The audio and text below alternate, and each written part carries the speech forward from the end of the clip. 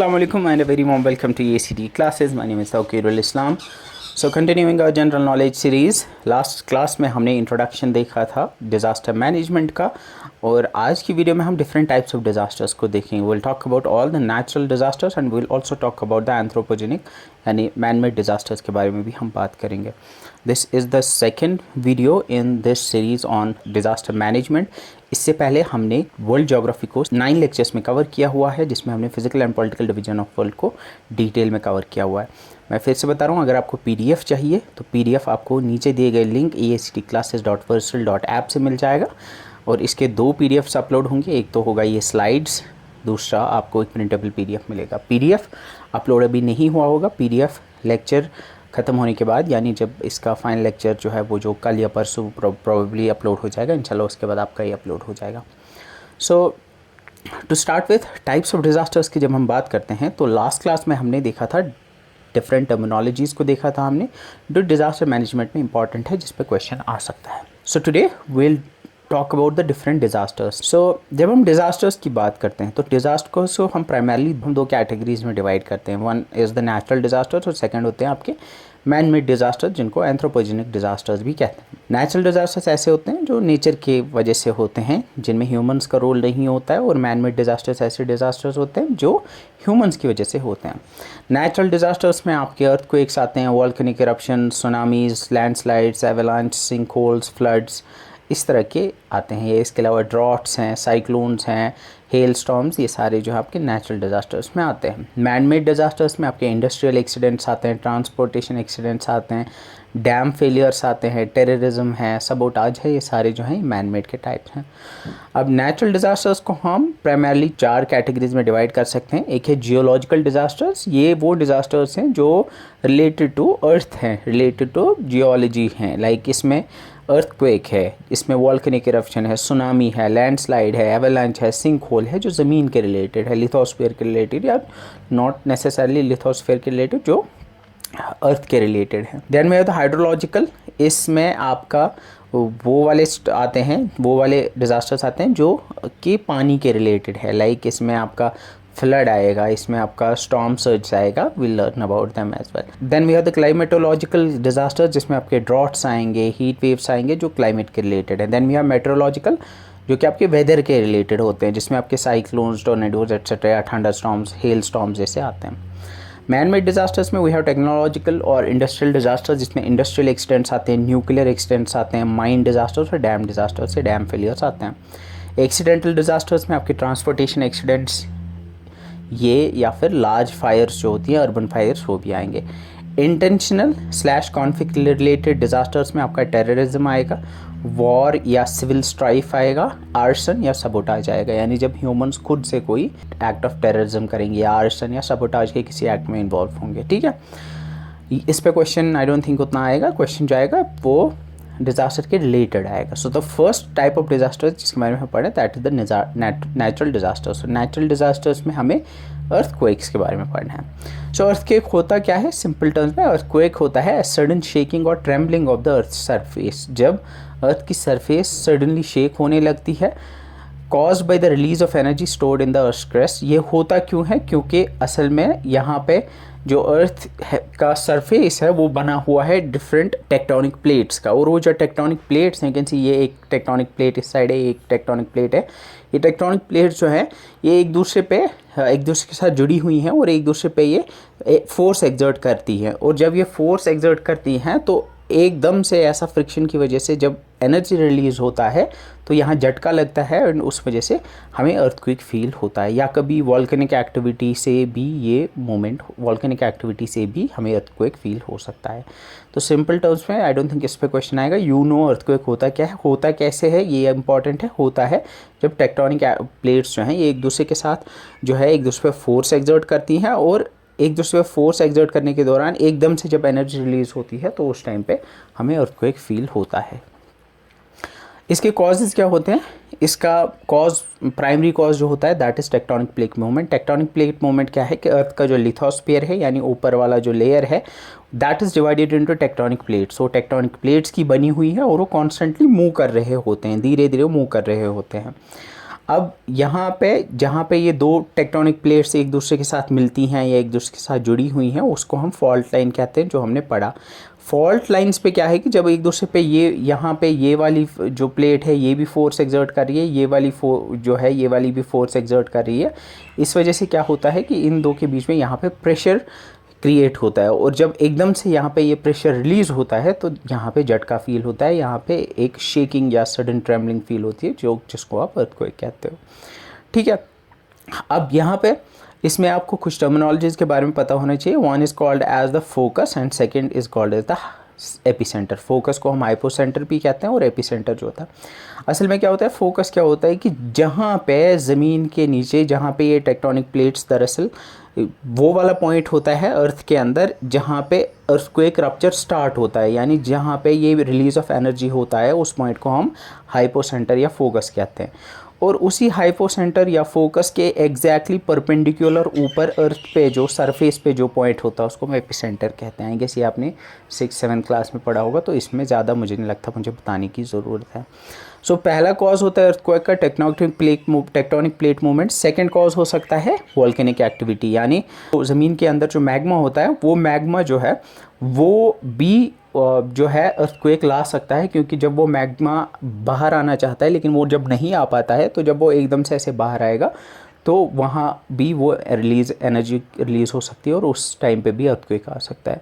Man made causes भी हो सकते हैं, जैसे आपने देखा भी होगा कि कहीं पे फॉर एग्जांपल माइनिंग ऑपरेशंस हो रहे हैं, कहीं पे ब्लास्ट हो रहे हैं, कहीं पे न्यूक्लियर एक्सप्लोजन, जब न्यूक्लियर टेस्टिंग होती है तो उस टाइम पे भी आसपास के जो एरिया होते हैं उनमें अर्थक्वेक फील होता है। तो अर्थक्वेक आई गेस आपको पता होगा, इसमें फोकस या हाइपोसेंटर और एपिसेंटर के बारे में आपको पता होना चाहिए।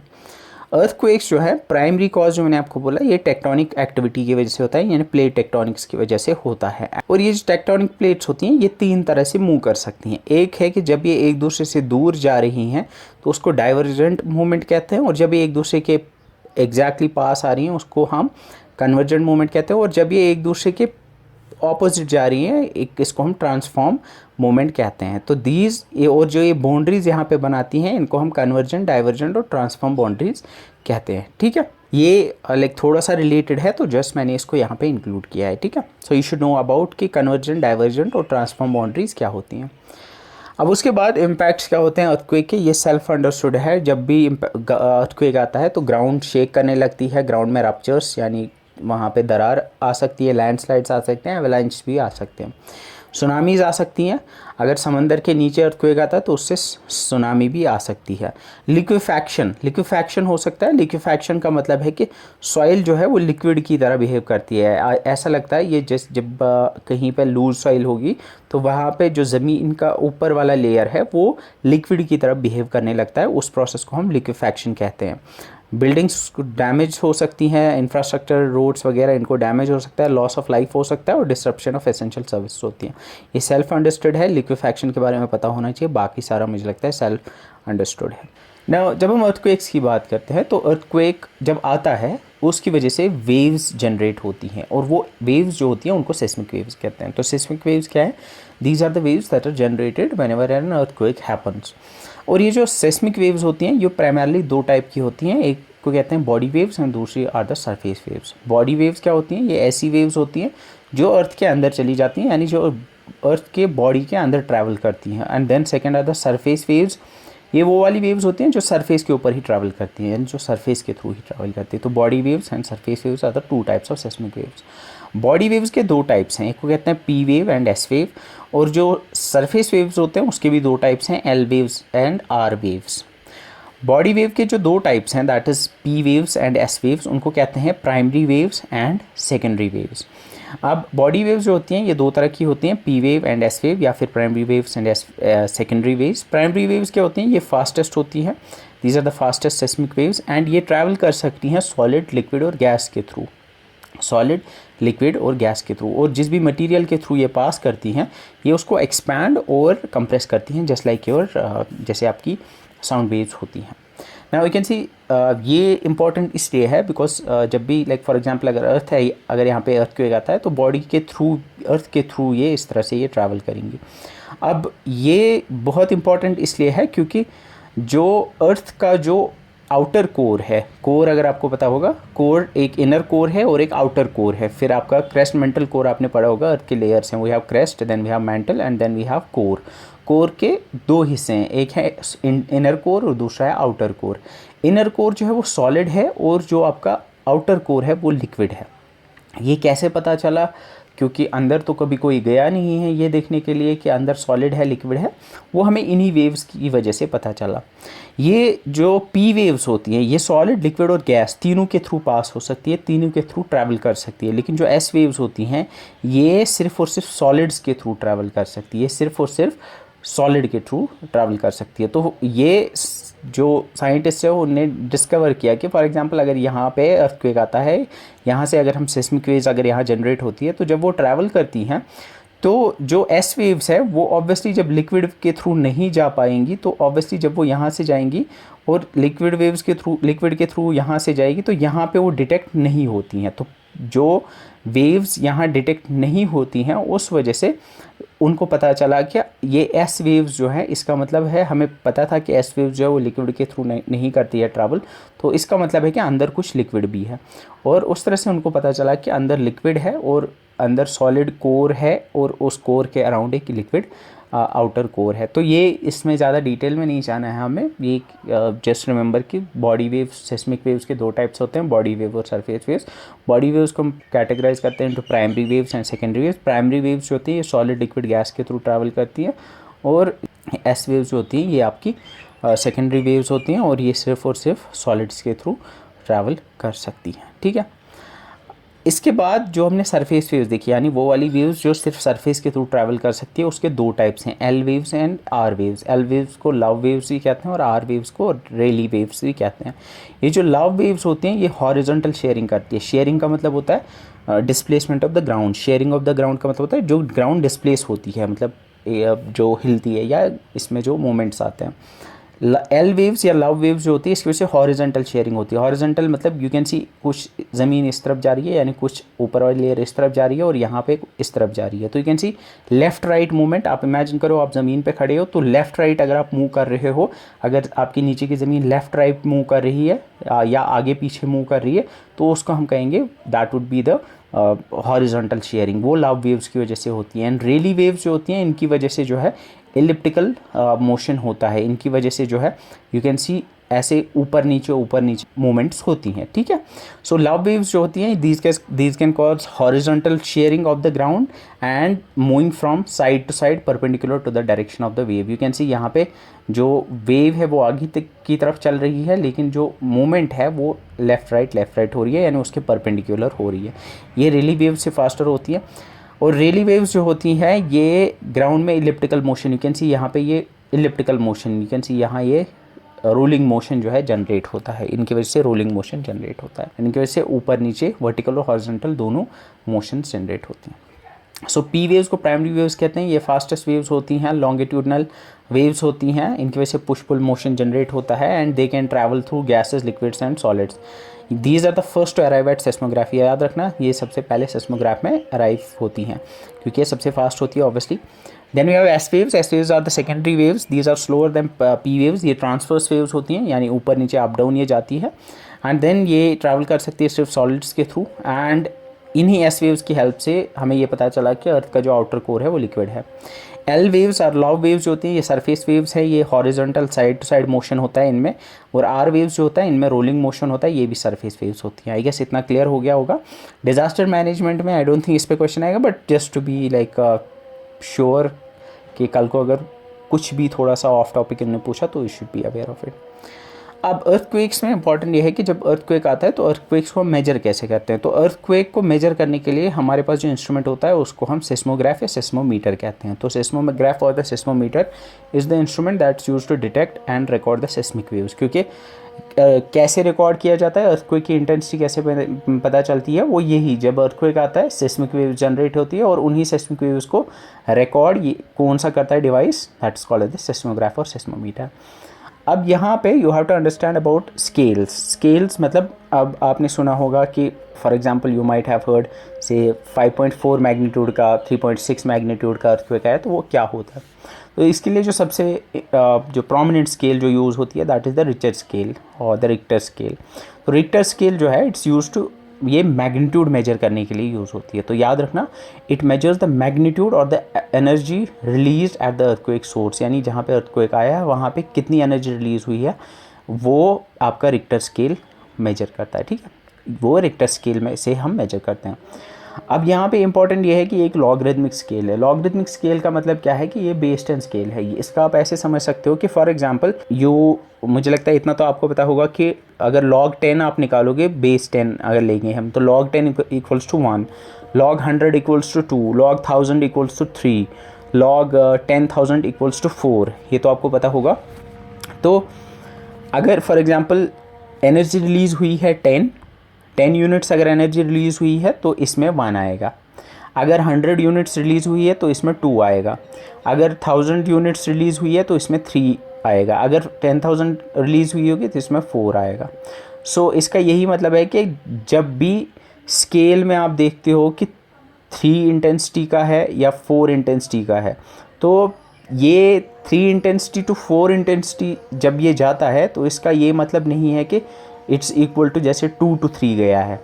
2 to 3 और 3 to 4 इसमें 10 फोल्ड इंक्रीज़ होता है। अगर आपको ये समझ आ रही है मेरी बात, लॉगरिथमिक स्केल कैसे काम करती है, तो ठीक है, अगर नहीं आती है तो जस्ट लीव इट। तो और यूजुअली एक ओपन एंडेड स्केल है, मतलब इसका कोई लिमिट नहीं है, लेकिन यूजुअली ये 9+ तक की जाती है, बिकॉज हाईएस्ट एवर जो हमारा अर्थक्वेक हुआ है, जो रिकॉर्डेड अर्थक्वेक है अर्थ पे, वो 9.5 मैग्नीट्यूड का है, चिलियन अर्थक्वेक। वो हम पढ़ेंगे उसके बारे में, you can remember that. So first thing that you need to remember is Richter scale is used to measure the magnitude। और ये मैग्नीट्यूड किस चीज़ का मेजर करता है? ये मेजर करता है एनर्जी रिलीज़, कितनी एनर्जी रिलीज़ हुई है। और ये एनर्जी कितनी रिलीज़ हुई है ये उसको कन्वर्ट करता है लॉगरिदम में, यानी उसको log 10 अप्लाई करता है और जो फिर उसका वैल्यू निकलता है वही आपका मैग्नीट्यूड आता है। ठीक है, सो उसके बाद we have something called as MMI, that is the modified Mercalli intensity. ये स्केल जो है ये इंटेंसिटी मेजर करने के लिए यूज़ होती है। इंटेंसिटी का मतलब है कि अर्थक्वेक का क्या इफ़ेक्ट रहा है किसी पर्टिकुलर जगह पे, एंड लाइक वहाँ के ह्यूमन स्ट्रक्चर्स, नेचुरल एनवायरनमेंट पे कितना असर पड़ा था, उस चीज़ को मेजर करने के लिए।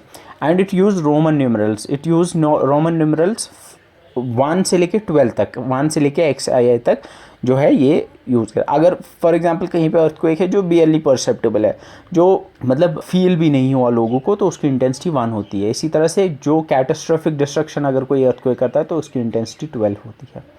अब ये एक सब्जेक्टिव स्केल है, मतलब ये ह्यूमन परसेप्शन पे डिपेंड करता है कि ह्यूमंस डिसाइड करते हैं कि चलो इसने बहुत ज़्यादा डैमेज किया तो इसको 12 इंटेंसिटी रखते हैं। इट्स नॉट समथिंग जो कि एक ऑब्जेक्टिव है, ऑब्जेक्टिव वैल्यू नहीं है ये बल्कि एक सब्जेक्टिव वैल्यू है। तो इसमें और रिक्टर स्केल में फ़र्क क्या है? रिक्टर स्केल मैग्नीट्यूड मेजर करने के लिए यूज़ होती है, वो एक ऑब्जेक्टिव स्केल है, जितनी एनर्जी रिलीज़ हुई होगी उतनी ही जो है इसमें वैल्यू आ जाएगी। MMI जो है मॉडिफाइड मर्कैली इंटेंसिटी स्केल जो है ये इंटेंसिटी मेजर करने के लिए, यानी कितना ख़तरनाक ये रहा है अर्थक्वेक उसको मेजर करने के लिए, और ये 1 से लेकर 12 तक वैल्यूज़ इसको दी जाती है, और ये ह्यूमन्स ही इसको देते हैं। इसमें देखा जाता है कि कितना डैमेज हुआ है उसकी बेस पे दिया जाता है। Then you have something called as the MMS, that is the moment magnitude scale. Moment magnitude scale जो है इसको MW या MWG करके इन दो लेटर्स, इन दो ऐसे जो है लिखा जाता है, MW और MWG, या सिंपली M इसको लिखा जाता है। और ये भी मैग्नीट्यूड मेजर करने के लिए यूज़ किया जाता है, ये भी मैग्नीट्यूड मेजर करने के लिए यूज़ किया जाता है, just like your Richter scale. जो MW स्केल है यानी मोमेंट मैग्नीट्यूड स्केल है, इसको 1979 में थॉमस सी हैंक्स और हीरू कानामोरी ने डिफ़ाइन किया था। ये सिमिलर टू रिक्टर स्केल है। रिक्टर स्केल को चार्ल्स फ्रांसिस रिक्टर ने 1935 में बनाया था, जो कि एक लॉगरिथमिक स्केल है। और रिक्टर स्केल पर और MS स्केल पे स्मॉल अर्थक्वेक्स के लिए सेम मैग्नीट्यूड्स आते हैं, लेकिन जब मैग्नीट्यूड थोड़ा बढ़ता है तो इनमें डिफरेंट वैल्यूज़ आती हैं। ठीक है, तो ये एग्जैक्टली वैसी नहीं है, लेकिन सिमिलर टू रिक्टर स्केल है। अब जो यूजुअली हम देखते हैं न्यूज़ में, हम देखते हैं कि रिक्टर स्केल पे इसकी तीव्रता इतनी पाई गई, वो यूजुअली रिक्टर स्केल नहीं होता है, वो एमएमएस होता है, वो मोमेंट मैग्नीट्यूड स्केल पे ही मेजर किया जाता है। ठीक है, तो हमने क्या देखा कि जब हम अर्थक्वेक को मेजर करते हैं तो हमारे पास 3 स्केल्स होती हैं, एक तो रिक्टर स्केल है, एक मोमेंट मैग्नीट्यूड स्केल है जो दोनों मैग्नीट्यूड मेजर करती है, और इसके अलावा हमारे पास एक मर्केली स्केल होती है जो कि इंटेंसिटी मेजर करने के लिए 1 to 12 वैल्यूज दी जाती है, जो कि सब्जेक्टिव मेजर। आई थिंक इतना याद हो गया होगा, ये क्लियर भी हो गया होगा। अब मैग्नीट्यूड और इंटेंसिटी में क्या फ़र्क है? अर्थक्वेक का एक ही मैग्नीट्यूड होता है, अर्थक्वेक का एक ही मैग्नीट्यूड होता है। लाइक अर्थक्वेक है, उसने कितनी एनर्जी रिलीज़ की, फॉर एग्जांपल रिक्टर स्केल पे 7.2 है।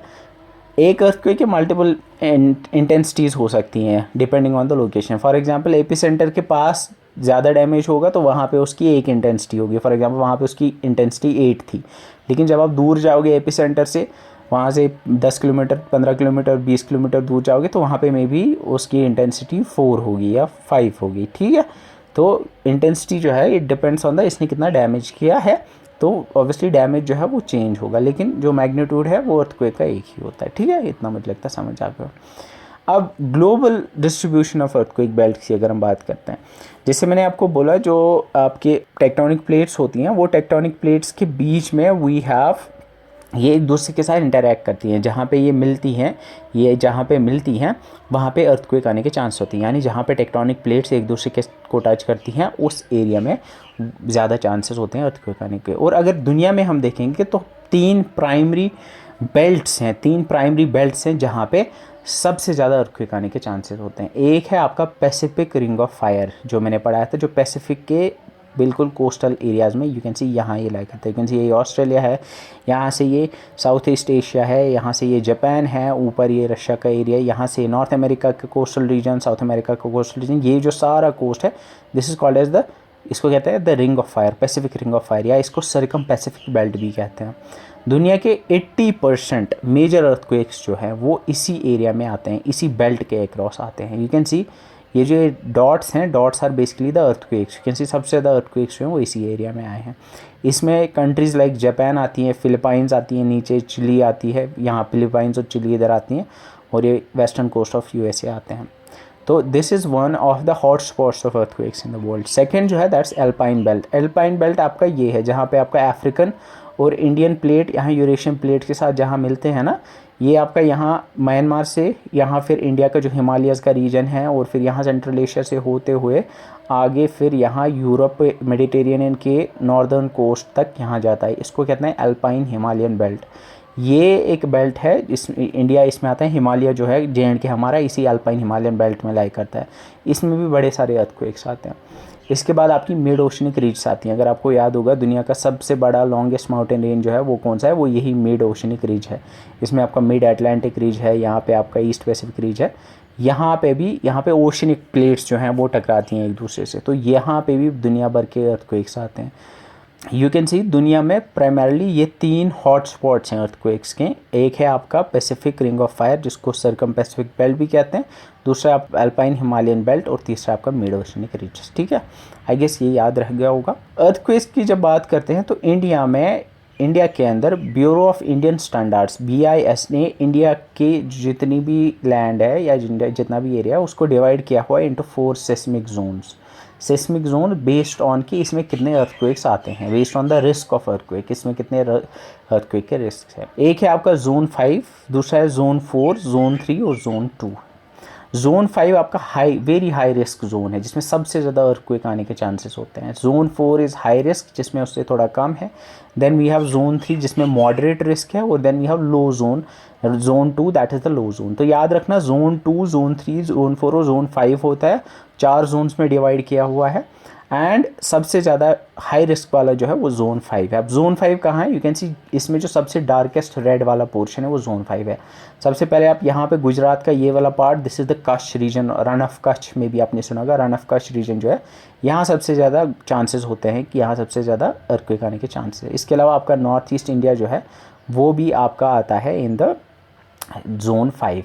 इसके अलावा बिहार का ये वाला यहाँ पे रीजन है, और इधर आप देख रहे हो हिमाचल उत्तराखंड का थोड़ा सा रीजन है, हिमाचल प्रदेश का थोड़ा सा रीजन है, और जम्मू एंड कश्मीर जो है वो उसका भी रीजन इसमें आता है।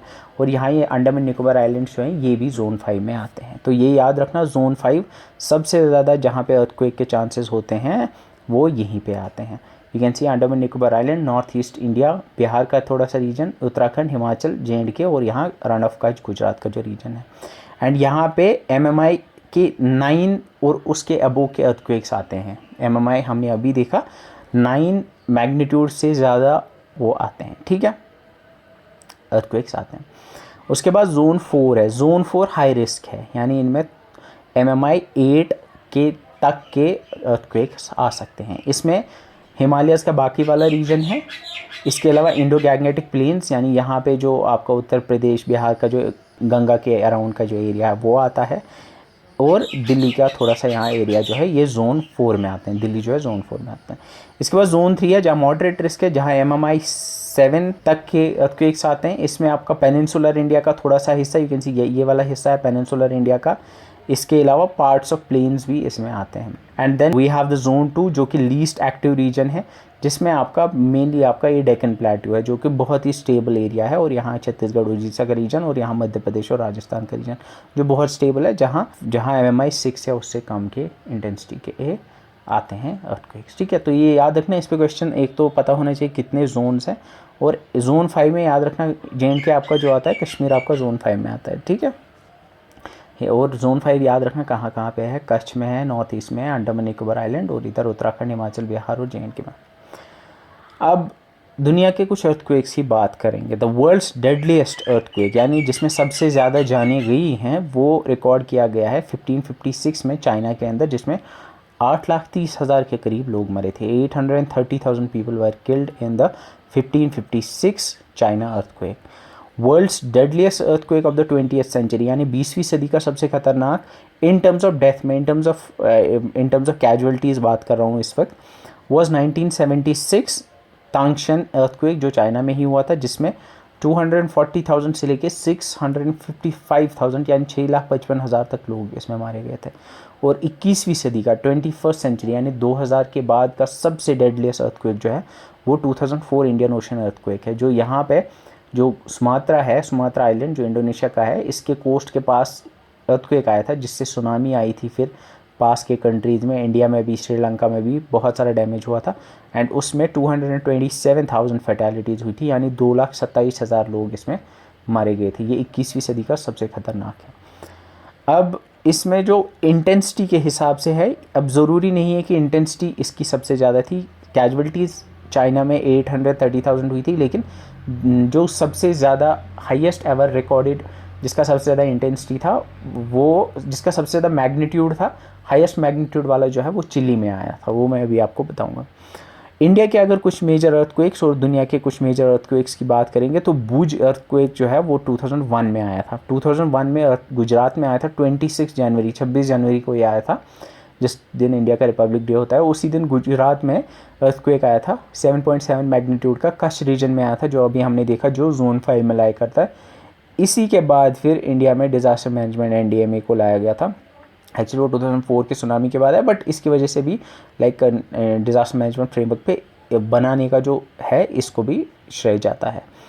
सो 2001 याद रखना, भुज अर्थक्वेक 2001 में आया था और ये गुजरात में आया था। It was one of the deadliest earthquakes जो आए थे।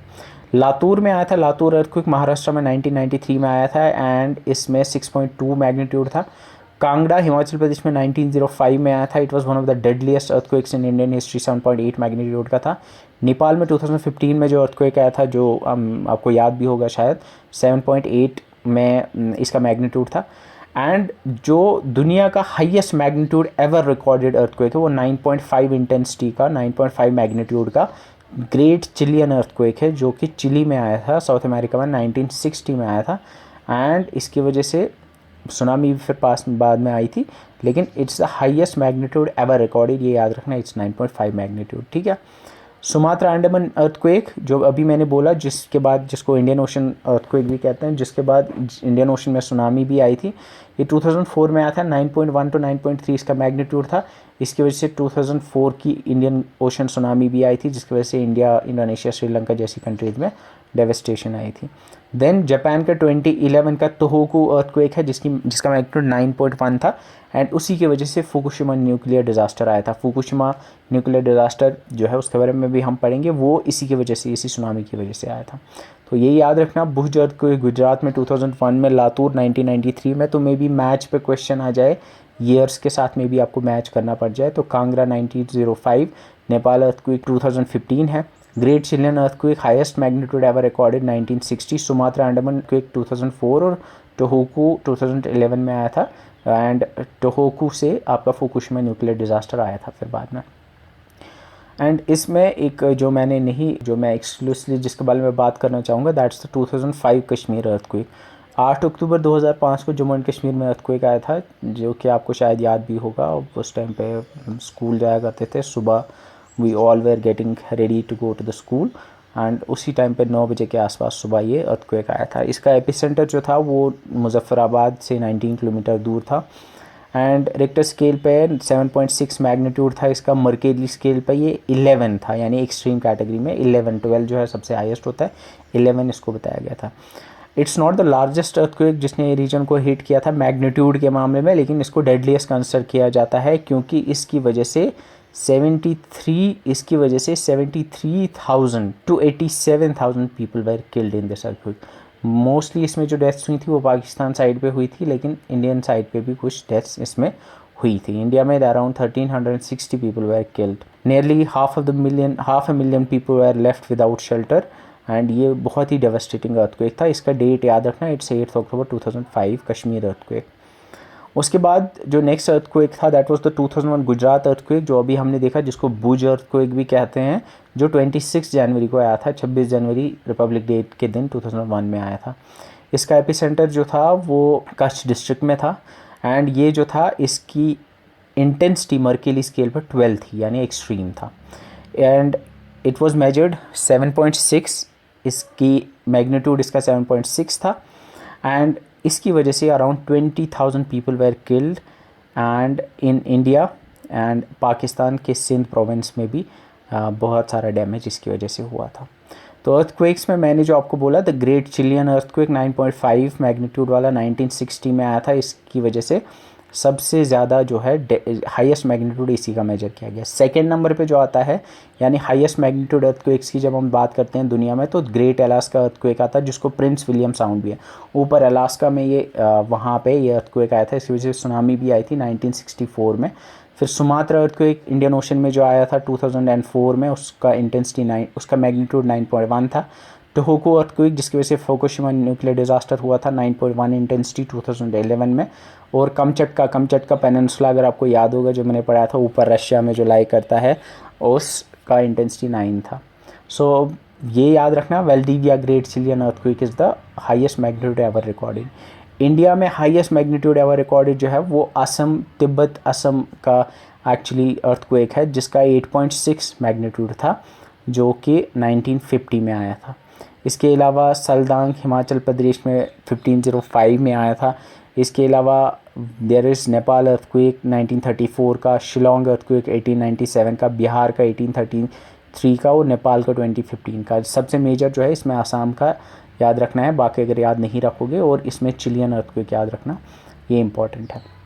तो इसमें हमने जो चीज़ याद रखनी है, हाईएस्ट मैग्नीट्यूड वाला याद रखना है, और जो डेडलीस्ट है वो भी याद रखना, जो चाइना में आया था 1556 में।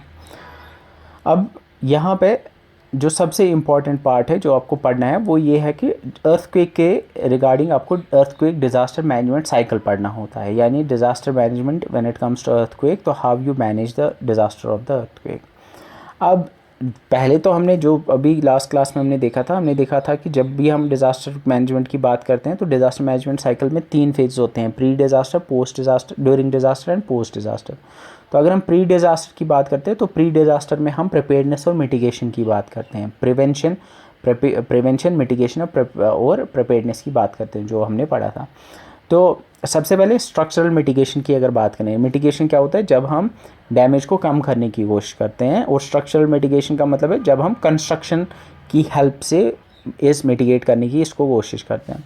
स्ट्रक्चरल मिटिगेशन में earthquake resistant buildings as per BIS codes construct करना is one of the ways of mitigating it. यानी BIS क्या है? BIS is basically Bureau of Indian Standard. इन्होंने कुछ कोड्स दिए हुए हैं और उन कोड्स की बेसिस पे हम अर्थक्वेक रेजिस्टेंट बिल्डिंग्स बनाते हैं, और अगर हम उनकी बेसिस पे उन BIS कोड्स पे, उन BIS अर्थक्वेक रेजिस्टेंट डिज़ाइंस की बेस पे अगर हम अपने घर बनाएंगे तो they would be earthquake resistant. और अगर वो अर्थक्वेक रेजिस्टेंट होंगे तो उनसे कल को अगर अर्थक्वेक आएगा भी तो हमारी बिल्डिंग्स को कम से कम नुकसान होगा।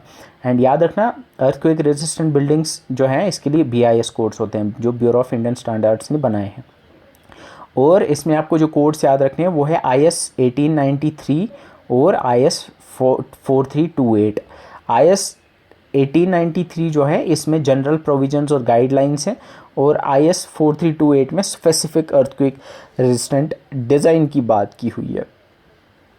तो ये याद रखना, ये दो कोड्स जो हैं IS 1893 और IS 4326, ये दोनों जो है ये अर्थक्वेक रेजिस्टेंट डिज़ाइन के रिलेटेड कोड्स हैं जो BIS ने दिए हुए हैं। और एक तरीका जो स्ट्रक्चरल मिटिगेशन का है वो रेट्रोफिटिंग है। रेट्रोफिटिंग मैंने आपको बोला कि पुरानी बिल्डिंग्स को स्ट्रॉन्गर बनाना, उनमें नई नई चीज़ें ऐड करना, उसको हम रेट्रोफिटिंग कहते हैं। नॉन स्ट्रक्चरल मिटिगेशन की अगर हम बात करेंगे तो कैसे कर सकते हैं? पहली है कम्युनिटी अवेयरनेस क्रिएट करेंगे, एजुकेशनल प्रोग्राम्स हम चला सकते हैं जिससे हम लोगों को अवेयर कर सकते हैं। मॉक ड्रिल्स करा सकते हैं स्कूल्स के अंदर, ऑफिसेज़ के अंदर, कि अर्थक्वेक अगर आता है तो उस टाइम पे what you have to do. इसके अलावा प्रिपेयरिंग डिज़ास्टर इमरजेंसी किट, यानी डिज़ास्टर इमरजेंसी किट्स कैसे बना सकते हैं जिसमें फर्स्ट एड हो, वाटर हो, ड्राई फूड हो, टॉर्च हो, एट्सेट्रा हो, इसके बारे में we can prepare that. Anchoring heavy furniture and appliances to the walls, यानी जो हैवी फर्नीचर है या जो उनको या अप्लाइंसेस हैं उनको वॉल्स के साथ एंकर करेंगे, यानी उनको उनके साथ जोड़ देंगे, किसी तरह से फास्टन करेंगे ताकि वो गिरे ना, ताकि उनकी वजह से डैमेज ना हो। ठीक है। एंड इसके अलावा इंस्टीट्यूशनल मेजर्स में developing hazard and vulnerability maps, seismic zones में जो डिवाइड किया हुआ है वो आता है, और establishing reliable warning and communication system जिसमें आपका अर्ली वार्निंग सिस्टम्स आता है वो आएंगे। ठीक है। अब ये जो है इसमें मुझे लगता है कि मोस्ट ऑफ द थिंग्स जो है वो सेल्फ अंडरस्टूड है, और इसको आपको क्वेश्चन पढ़ के मे बी क्वेश्चन कल को आएगा, for example which are the following as a mitigation technique related to earthquake disaster management, तो वहाँ पे 4 ऑप्शन दे होंगे, तो यू शुड अंडरस्टैंड कि इसमें से कौन सा आएगा।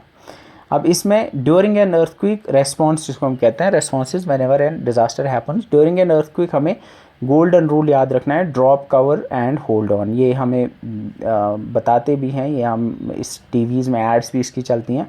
ड्रॉप मतलब ज़मीन पर बैठो, कवर यानी किसी चीज़ के नीचे बैठो, टेबल के नीचे, चेयर के नीचे, एंड होल्ड ऑन यानी तब तक रुको जब तक कि अर्थक्वेक ख़त्म ना हो। ठीक है। This called as drop, cover and hold on. तो ड्रॉप, कवर, होल्ड ऑन याद रखना है, it's related to the earthquake. ये एक ड्रिल है जो कि ड्यूरिंग एन अर्थक्वेक बेहतर है कि अगर आप इंडोर अंदर हो तो बेहतर है कि it's better to stay away from windows, glass and heavy objects that might fall. और अगर बाहर है तो ओपन एरिया की तरफ जाएं, बिल्डिंग्स और ट्रीज या पावर लाइन से दूर जाने की कोशिश करें। अगर ड्राइव कर रहे हैं तो stop the car in A clear area और अंदर ही बैठने की कोशिश करें। आई थिंक ये तो सेल्फ अंडरस्टूड चीज़ें हैं, बाकी मुझे लगता है इसमें कुछ इंपॉर्टेंट है। आफ्टर द अर्थक्वेक, ये भी एक सेल्फ अंडरस्टूड चीज़ है, check for injuries and provide first aid, check for hazards like gas leak, fire, damage, electrical wiring तो नहीं है, listen to radio TV for official information and instructions, evacuate to the buildings and move to the safer ground, cooperate with the rescue teams like NDRF की अगर team आती है तो उनके साथ कोऑपरेट करना है। इसके अलावा मुझे नहीं लगता इसमें क्वेश्चन आएगा, ये सारी सेल्फ अंडरस्टूड चीज़ें हैं। ठीक है। अर्थक्वेक के बारे में जो इंपॉर्टेंट चीज़ आपको याद रखनी है, एक इंटरनेशनल शेकआउट डे मनाया जाता है 3rd थर्सडे ऑफ अक्टूबर को, और 2025 में ये 16 अक्टूबर 2025 को मनाया जाएगा। तो याद रखना, international shakeout day is celebrated annually on the 3rd Thursday of October and it will be celebrated on October 16, 2025. अप्रैल 29 को मनाया जाता है international day in memory of victims of earthquake. ये भी याद रखना, ये भी पूछा जा सकता है। इसके अलावा there is National Centre for Seismology जो न्यू दिल्ली में है, जो कि नोडल एजेंसी है गवर्नमेंट ऑफ इंडिया की for monitoring earthquake activity in the country. NCS याद रखना, इस National Centre for Seismology. So earthquakes में इतना ही है। Next we'll talk about the tsunamis. तो सुनामी को हार्बर वेव कहते हैं जापानीज़ में। सुनामी क्या है? देयर आर टू थिंग्स, एक होती है सुनामी, दूसरा होता है साइक्लोन। सुनामी यूजुअली होता है कि समंदर के नीचे अर्थक्वेक आता है, उसकी वजह से वेव्स बनती हैं और उसकी वजह से फिर सुनामी आती है। साइक्लोन क्या होता है? साइक्लोन जो है वो प्रेशर डिफरेंस की वजह से होता है। ट्रॉपिकल ओशन के अंदर वार्म सरफेस वाटर बनता है, उसकी वजह से लो प्रेशर बनता है, फिर उसकी वजह से हवा ऊपर उठने लगती है और उसकी वजह से फिर सुनामी बनती है, जो एक स्पाइरल जैसा होता है। और उसकी वजह से फिर जब वो सरफेस पे हिट करता है तो वहाँ पे वो डैमेज करता है। ठीक है, there is tsunami and there is cyclone. Tsunami और साइक्लोन, इनके बारे में हम पढ़ेंगे। सुनामी क्या है? Tsunami is a series of extremely large ocean waves caused by major disturbance in the ocean.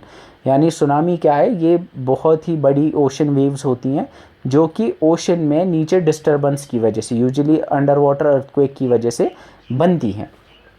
अगर हम सुनामी की बात करेंगे तो जो ये सुनामी वर्ड है, ये जापानीज़ वर्ड सू और नामी से निकला है। सू का मतलब हार्बर है और नामी का मतलब वेव है, और इसी वजह से इसको कभी कभी हम हार्बर वेव भी कहते हैं। हार्बर मतलब जो कोस्ट लाइन होती है उसको हार्बर कहते हैं। ठीक है, अगर हम की कैरेक्टरिस्टिक की बात करेंगे तो सुनामी जो है ये टाइडल वेव्स नहीं होते हैं। वेव्स भी अलग अलग तरह की होती हैं। एक होती है आपकी tidal wave. Tidal wave tides जिनको कहते हैं। टाइडल वेव्स ऐसी वेव्स होती हैं जो मून और सन के ग्रेविटेशनल पुल की वजह से आती हैं। आपने मे बी सुना होगा, अगर पढ़ा होगा, जो मून का ग्रेविटेशनल पुल है उसकी वजह से समंदर में वेव्स बनती हैं, उनको टाइडल वेव्स कहते हैं। वो अलग वेव्स होती हैं। एंड ये जो है सुनामी आर डिफरेंट वेव्स। ये वेव्स कैसे बनती है? ये अर्थक्वेक की वजह से, अंडर वाटर अर्थक्वेक की वजह से, अंडर वाटर डिस्टर्बेंस की वजह से बनती है। ठीक है, अब सुनामी जो है, सुनामी कैसे बनती है? प्राइमरीली ये बनती है अंडर वाटर अर्थक्वेक की वजह से, जिसको सबडक्शन जोन कहते हैं। सबडक्शन जोन क्या होता है कि फॉर एग्जांपल अचानक से क्या हुआ कि यहाँ पे अर्थक्वेक आया, उसकी वजह से यहाँ पे सबडक्शन हो गया। यानी जो समंदर के नीचे का सरफेस है, जो ओशन बेड सरफेस है, वहाँ पे ऐसे सबडक्शन हो गया, नीचे धंस गई ज़मीन। तो जब वो नीचे धंसती है ज़मीन तो उस वजह से पानी ऐसे नीचे जाता है और फिर पानी की ऊपर नीचे मूवमेंट होती है, जिसकी वजह से वेव्स बनने लगती हैं। ठीक है, सो अंडर वाटर अर्थक्वेक्स की वजह से सबसे मोस्ट कॉमन कॉज यही है। इसकी वजह से वर्टिकल डिस्प्लेसमेंट होता है सी बेड का। सबडक्शन का मतलब वर्टिकल डिस्प्लेसमेंट, या तो ऊपर उठेगा सी बेड या फिर नीचे जाएगा सी बेड, उसको सबडक्शन कहते हैं। एंड यूजुअली अर्थक्वेक की वजह से होता है। इसकी वजह से बहुत सारा पानी डिस्प्लेस होता है। यानी फॉर एग्जांपल अगर ऊपर की तरफ सबडक हो, यानी अगर वर्टिकल मूवमेंट ऊपर की तरफ हुआ ज़मीन का, नीचे जो समंदर के नीचे ज़मीन है, तो उसकी वजह से पानी ऊपर ऐसे जाएगा और फिर ऐसे वेव बनने लग जाएगा। और ऐसे अगर नीचे गया ज़मीन, धंस गई नीचे ज़मीन, तो उसकी वजह से पानी नीचे जाएगा, उस वजह से भी वेव्स बनती है। इसके अलावा under water coastal volcanic eruption, यानी समंदर के नीचे अगर वॉल्केनिक इरप्शन होता है उसकी वजह से भी वेव्स बनती हैं। इसके अलावा अंडर वाटर लैंड स्लाइड्स भी होती हैं, उसकी वजह से भी हो सकता है।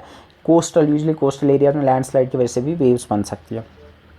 इसके अलावा मेटेओराइट इम्पैक्ट की वजह से भी हो सकता है। यानी अगर ऊपर से मेटेओराइट आए हाई वेलोसिटी से, वो जब नीचे गिरेगा तो उसकी वजह से शॉक वेव्स जनरेट होंगी और फिर जिसकी वजह से आगे जाके फिर सुनामी बन सकती है। ठीक है, जो कि बहुत रेयर है। सुनामीज़ जो है इसके कुछ कैरेक्टरिस्टिक्स हैं। फर्स्ट है कि इसकी बहुत ही ज़्यादा लॉन्ग वेवलेंथ होती है। वेवलेंथ अगर आपको पता होगा, जब वेव की हम बात करते हैं, फॉर एग्जांपल यहाँ पे अगर ये वेव है तो इस वेव के ट्रफ्स और क्रस्ट जो में भी आपने पढ़ा होगा, यहाँ पे ये जो नीचे इसको क्रस्ट कहते हैं और ये जो ऊपर वाला हिस्सा है इसको हम ट्रफ कहते हैं। तो दो ट्रफ्स के बीच में या दो क्रस्ट के बीच में जो एरिया, जो लेंथ है, उसको हम वेव लेंथ कहते हैं। यानी वेव कितनी बड़ी है, यू कैन सी यहाँ से यहाँ तक ये एक वेव है, तो यू कैन सी ये कितनी दूर है, इसको वेव लेंथ कहते हैं।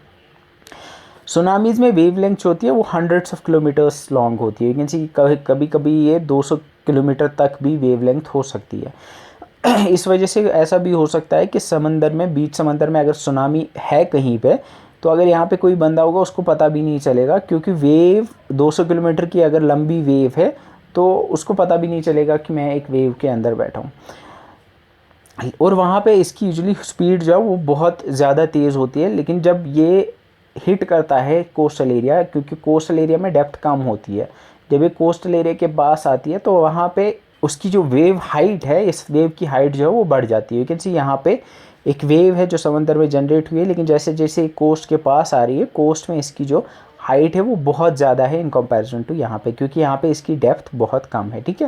यहाँ पे वेवलेंथ भी कम होती है और यहाँ पे यूजुअली स्पीड भी इसकी कम हो जाती है। एंड इसकी जो हाइट है वो बहुत बढ़ जाती है इन कंपैरिजन टू, उसको हम शॉलिंग इफेक्ट कहते हैं। ये इंपॉर्टेंट है। शॉलिंग इफेक्ट क्या होता है? It's the increase in the height of the wave when it hits the coastal region. तो इसमें बस इतना याद रखना, आई गेस इतना समझ आ गया होगा कि सुनामी में इसकी बहुत ज़्यादा वेवलेंथ होती है, इसकी हाई स्पीड होती है, और जो जहाँ पे ज़्यादा डेप्थ होती है वहाँ पे इसकी हाइट कम होती है, लेकिन जब ये कोस्ट के पास वेव पहुँचता है तो इसकी हाइट बहुत ज़्यादा बढ़ जाती है और वेवलेंथ बहुत ज़्यादा कम होती है और स्पीड इसकी कम होती है, ठीक है। अब इसमें आपको याद रखना है, you have to remember the warning system, जो कि इंपॉर्टेंट है। That is the Indian tsunami early warning system, जो हमने पढ़ा भी था लास्ट क्लास में। ITEWS जो है, इस नवंबर 5 को वर्ल्ड सुनामी अवेयरनेस डे मनाया जाता है। ये भी आप याद रखना, ये पूछा जा सकता है। World tsunami awareness day is celebrated on 5 नवंबर। अभी ITEWS क्या है? ये एक अर्ली वार्निंग सिस्टम है रिलेटेड टू द सुनामीज। इसको एस्टैब्लिश किया गया 2004 सुनामी के बाद। इंडियन ओशन सुनामी जो 2004 में आई थी, उसके बाद इसको 2007 में एस्टैब्लिश किया गया था। ये एक 24/7 ऑपरेशनल सिस्टम है, जो कि है कहाँ पे? इंडियन नेशनल, जिसका हेडक्वार्टर है इनक्वाइस हैदराबाद में। ये पूछा जाता है, Indian national Centre for ocean information service जो हैदराबाद में, वहाँ पे इसका हेडक्वार्टर है ITEWS का। एंड इसमें इसके कंपोनेंट्स क्या हैं? इसमें बहुत सारे सेस्मिक स्टेशंस हैं, टाइड गेज हैं, जो कि बॉटम प्रेशर रिकॉर्डर्स हैं, जो कि इंडियन ओशन में लगाए हुए हैं डिफरेंट जगहों पे, जो कि मॉनिटर करते हैं इंडियन ओशन को। और जहाँ पे भी इसको अगर लगता है कि कहीं पे कोई भी सेस्मिक एक्टिविटी हुई है, तो ये जो है सेंस करता है उसको और पता चल जाता है कि सुनामी आ सकती है। ये इंपॉर्टेंट है, इसमें याद रखना। ITEWS, इसका हेडक्वार्टर हैदराबाद में, and it's managed by INCOIS Hyderabad. Tsunami का इम्पैक्ट, ये एक सेल्फ अंडरस्टूड चीज़ है। इससे massive coastal flooding and inundation होती है, यानी कोस्टल एरियाज़ में फ्लड आता है, पानी बहुत सारा चढ़ता है, बिल्डिंग्स का डिस्ट्रक्शन होता है, लॉस ऑफ लाइफ हो सकता है, contamination of silent water sources हो सकता है, and disruption of wild livelihoods होता है जो कोस्टल एरियाज़ में लोग रहता है। अब अगर हम डिज़ास्टर मैनेजमेंट की बात करेंगे in relation to the tsunamis, तो प्रिपेयर्डनेस की अगर हम बात करेंगे, यानी if we talk about the pre disaster phase, तो उसमें सबसे पहली है public awareness. Second, we can do evacuation drills, हम करा सकते हैं। पहले हम ड्रिल्स करा सकते हैं कोस्टल एरियाज़ में कि इफ़ सुनामी हैपन्स तो आपको क्या करना चाहिए। मिटिगेशन की अगर हम बात करेंगे, तो स्ट्रक्चरल मिटिगेशन में कंस्ट्रक्शन सी वॉल्स आता है, यानी सी जो है समंदर के किनारे पे सी वॉल्स बनाई जाती हैं, या ब्रेक वाटर्स बनाए जाते हैं, या बिल्डिंग्स जो हैं समंदर के बाद वो एलिवेटेड थोड़ी बनाई जाती हैं, यानी उनके नीचे खाली ऐसी जगह रखते हैं ताकि पानी अगर आएगा भी तो वो नीचे से चला जाएगा। इसके अलावा planting coastal vegetation, coastal areas में मैंग्रोव्स ग्रो किए जाते हैं जो कि सुनामीज़ को रोकते हैं, जो एज बायोशील्ड्स एक्ट करते हैं। नॉन स्ट्रक्चरल में आएगा कोस्टल जोन मैनेजमेंट, यानी कोस्टल जोन को मैनेज करना, वहाँ पे लैंड यूज़ को प्लान करना कि कहाँ पे डेवलप आप कर सकते हैं बिल्डिंग्स, कहाँ पे रिस्ट्रिक्ट करना है बिल्डिंग कंस्ट्रक्शन, वो सारी चीज़ें आएंगी। रेस्पॉन्स, अगर रेस्पॉन्स मतलब जब आएगा आपका जब सुनामी आएगा तो उस टाइम पे उस टाइम पे search and rescue operations perform किए जाते हैं, मेडिकल एड प्रोवाइड की जाती है, इसके अलावा डेब्री क्लियर किया जाता है, ये सारी चीज़ें, ठीक है। ये सेल्फ अंडरस्टूड है, इसलिए मैं इसको ज़्यादा डेप्थ में नहीं बता रहा हूँ। अगर मेजर सुनामीज़ की बात करेंगे, तो सबसे बड़ी सुनामी जो है इंडिया के अंदर वो 2004 की इंडियन ओशन सुनामी है। ये सुनामी आई थी अर्थक्वेक की वजह से। जो अर्थक्वेक आया था इंडोनेशिया सुमात्रा के कोस्ट के पास, 9.1 to 9.3 मैग्नीट्यूड का अर्थक्वेक आया था। It's the one of the deadliest disasters in modern history. इसमें 14 कंट्रीज़ को इम्पैक्ट किया था इसने, एंड इसी के बाद 2007 में फिर Indian tsunami early warning system बनाया गया था। इसके अलावा हमने टोहोकू सुनामी देखी जो 2011 में आई, जो कि एक अर्थक्वेक की वजह से आई थी, जो टोहोकू अर्थक्वेक हमने देखा, जिसकी वजह से फिर फुकुशिमा न्यूक्लियर डिजास्टर आया था। क्रेकेटोवा सुनामी, अगर आपको याद होगा, क्रेकेटोवा वॉल्केनो जो हमने पढ़ा था इंडोनेशिया के अंदर, ये हमने वॉल्केनोज में पढ़ा था, 1883 में आया था। ये एक वॉल्केनिक इरप्शन था, इसकी वजह से वेव्स जनरेट हुई थी, इसकी वजह से फिर सुनामी भी आई थी। ग्रेट चिलियन अर्थक्वेक जो हाईएस्ट मैग्नीट्यूड एवर रिकॉर्डेड वाला अर्थक्वेक है, 1960 में आया था, इसकी वजह से भी सुनामी आई थी, जिसकी वजह से Chile Pacific coast of Hawaii, Japan और फिलीपाइंस में सुनामी बाद में आई थी। ठीक है, अब अगर इंटरनेशनल ऑर्गेनाइजेशंस की बात करेंगे तो कुछ इंपॉर्टेंट ऑर्गेनाइजेशंस है, like we have the IOC UNESCO. IOC stands for the International Oceanographic Commission, जो कि दुनिया भर के सुनामी वार्निंग सिस्टम्स को कोऑर्डिनेट करता है। इसके अलावा पैसिफिक ओशन में we have PTWC, that the Pacific tsunami warning system. India के अंदर जो पेरेंट बॉडी है Indian tsunami early warning system को जो कोऑर्डिनेट करता है, that is the INCOIS Hyderabad, जो हमने देखा था। इसके अलावा एनडीए में एनडीआरएफ और इंडियन कोस्ट गार्ड जो हैं, ये डिज़ास्टर मैनेजमेंट अगर सुनामी आती है तो उस केस में इनका रोल रहता है। वर्ल्ड सुनामी अवेयरनेस डे याद रखना 5 नवंबर को होता है। 5 नवंबर को ये इसलिए मनाया जाता है क्योंकि 1854 में जापान के अंदर एक there is a story behind it. 1854 में एक अर्थक्वेक आया था एंड उसको इनामुरा नोही कहते हैं। इनामुरा नोही जो है बेसिकली जब सुनामी आई थी, सुनामी यूजुअली जब आती है ना तो पहले जो कोस्टल एरियाज़ में जो कोस्ट के पास जो पानी होता है ना वो रिसीड करता है, यानी ये समंदर का लेवल जो है वो नीचे जाता है, पहले नीचे जाता है और उससे पता चल जाता है पहले ही कि अब वेव आने वाली है और अब सुनामी आने वाली है। तो वहाँ पे एक बंदा था, उसने देखा था कि वेव रिसीड हुई है, यानी पानी जो है वो नीचे गया है, तो उसको पता चल गया। तो उसने क्या किया, उसने जो हार्वेस्ट किया था राइस, तो उसको उसने आग लगा दी थी और लोग जो थे आसपास उनको पता चल गया था and he was able to save many lives there. तो 5 नवंबर याद रखना, it's the tsunami awareness day, world tsunami awareness day. उसके बाद you have to learn about the cyclone. Cyclone जो है ये डिफरेंट होता है, इसमें भी जो है ये भी समंदर में एक तरह की वेव्स जैसी ही होती हैं, लेकिन ये थोड़ा डिफरेंट होता है। डिफरेंट कैसे होता है, पहले तो इसका कॉज जो है वो कोई अर्थक्वेक या कोई अंडर वाटर डिस्ट्रप्शन नहीं होता है, बल्कि ये सरफेस पे जनरेट होती है। ये सरफेस पे प्रेशर डिफरेंस की वजह से जनरेट होती है, वो पहली चीज़ आपको याद रखनी है। और दूसरी आपको याद रखनी है, साइक्लोन्स जो होती हैं ये ट्रॉपिकल एरिया में ही होती है, यानी जो ट्रॉपिकल जोन है वहाँ पे जो समंदर है वहीं पे ये बनते हैं। और इक्वेटर के पास कोई साइक्लोन नहीं बनती है, या फिर जो ट्रॉपिकल एरियाज़ के बियॉन्ड जो समंदर आता है वहाँ ये नहीं बनती हैं। तो फर्स्ट थिंग इज़ साइक्लोन्स, जो इनको ट्रॉपिकल साइक्लोन्स भी कहते हैं क्योंकि ये सिर्फ ट्रॉपिकल एरियाज़ में बनते हैं। इनको एटलांटिक ओशन या नॉर्थ ईस्टर्न पैसिफिक ओशन में हरिकेन्स कहते हैं, नॉर्थ वेस्ट पैसिफिक ओशन में इनको टाइफून्स कहते हैं। तो इसके बड़े सारे नाम हैं, हरिकेन्स, टाइफून्स, विलीज, ये अलग अलग इसके नाम हैं। तो साइक्लोन होता क्या है, साइक्लोन एक रोटेटिंग ट्रॉपिकल स्टॉर्म है। अगर आपने साइक्लोन का थोड़ा देखा भी होगा तो ऐसे स्पाइरल सा दिखाते हैं, जैसे ऊपर से जब देखते हैं तो ऐसे स्पाइरल सा एक बादल जैसा दिखता है। तो समंदर में एक रोटेटिंग ट्रॉपिकल स्टॉर्म बनती है, जो बनती है लो एटमॉस्फेरिक प्रेशर की वजह से, और वहाँ पे स्ट्रॉन्ग विंड्स चलती हैं और हैवी रेनफॉल होता है, जिसकी वजह से ये बनता है। ये कैसे बनता है, ये बनता है ट्रॉपिकल ओशंस में। सबसे पहली चीज़ है ट्रॉपिकल एरिया में बनता है और वार्म ओशन वाटर्स पे बनता है, जहाँ पे ऊपर मतलब ओशन के सरफेस पे जो पानी है वो अगर वार्म होता है, यूजुअली 26.5 डिग्री और हायर जब टेम्परेचर होता है, तो तब ये बनती हैं ट्रॉपिकल रीजन्स के अंदर। And it requires Coriolis force. Coriolis force क्या होता है, बेसिकली ये एक फोर्स है जो अर्थ की रोटेशन की वजह से एक्ट करता है। ये कोरियोलिस फोर्स इक्वेटर पे 0 होता है, इसकी वजह से ये इक्वेटर के पास आपको ये नहीं देखने को मिलता है। और यूजुअली होता क्या, ये बनता कैसे है कि यहाँ पे क्या होता है कि जब अर्थ समंदर के सरफेस पे जो पानी होता है अगर वो थोड़ा वार्म होता है, तो वार्म आपको पता ही है, वार्म एयर ऊपर उठने लगती है। जब ये ऊपर उठने लगती है तो यहाँ पे यू कैन सी, यहाँ पे नीचे लो प्रेशर एरिया बनने लगता है। जब ये ऊपर उठने लगता है, ऊपर जब ये फिर पहुँचता है तो ऊपर ये फिर जो है ये कूल होने लगता है। जब ये फिर कूल होने लगता है तो ये यहाँ से ये डिसेंड करने लगता है। एंड इसी तरह से फिर कोरियोलिस फोर्स की वजह से यहाँ पे एक सर्कुलर मोशन, एक स्पाइरल मोशन इस की होने लगती है। एंड वही स्पाइरल मोशन की वजह से यू कैन सी एक वे यहाँ पे साइक्लोन जनरेट होता है। बीच वाले इस पार्ट को आई कहते हैं, this is called as the eye, जो सबसे बीच में ये यहाँ पे होता है। ठीक है, तो इतना बस याद रखना कि क्या होता है कि वार्म एयर जो होता है, ये वार्म और मॉइस्ट एयर जो सरफेस पे होता है ये ऊपर उठने लगता है, और जब ये ऊपर उठता है तो नीचे लो प्रेशर जनरेट होता है, और जब ये लो प्रेशर यहाँ जनरेट होता है तो बाहर से ये जो आई का रीजन होता है, तो बाहर से जो एयर है वो अंदर की तरफ आने लगती है।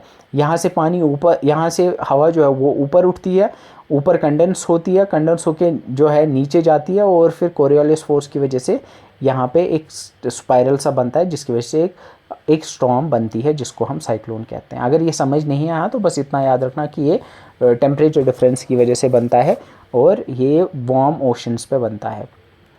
अब इसमें और एक चीज़ है कि जो साइक्लोन्स होती हैं ये क्लॉकवाइज रोटेट करती हैं इन द सदर्न हेमिस्फीयर, और नॉर्दर्न हेमिस्फीयर में ये एंटी क्लॉकवाइज रोटेट करती हैं due to the Coriolis force. अगर आपको याद होगा कोरियोलिस फोर्स, शायद मैंने नहीं पढ़ा है, लेकिन कोरियोलिस फोर्स जो होता है ये जो है सदर्न हेमिस्फीयर और नॉर्दर्न हेमिस्फीयर में अपोजिट डायरेक्शन में ये एक्ट करता है।